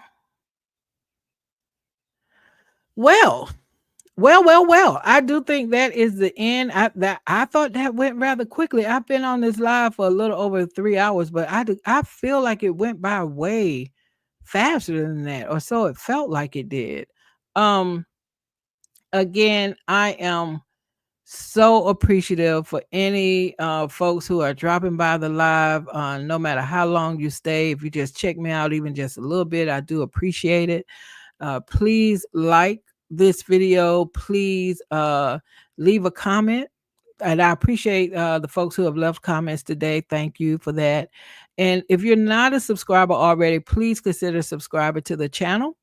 And I appreciate your support. I appreciate your support. So I will see you back here tomorrow at 1 o'clock. The trial starts tomorrow at 1 o'clock. So I'll have to decide whether I'm going to start on time with them tomorrow, since they're starting later in the day, or I might pick up maybe maybe an hour later, just so we have a little stuff to run through before we get caught up in the sidebars and breaks and all of that. So anyway, today has been yet another interesting day. Day 20. Day 20. Again, appreciate y'all support. See y'all tomorrow. And until the next time, bye y'all.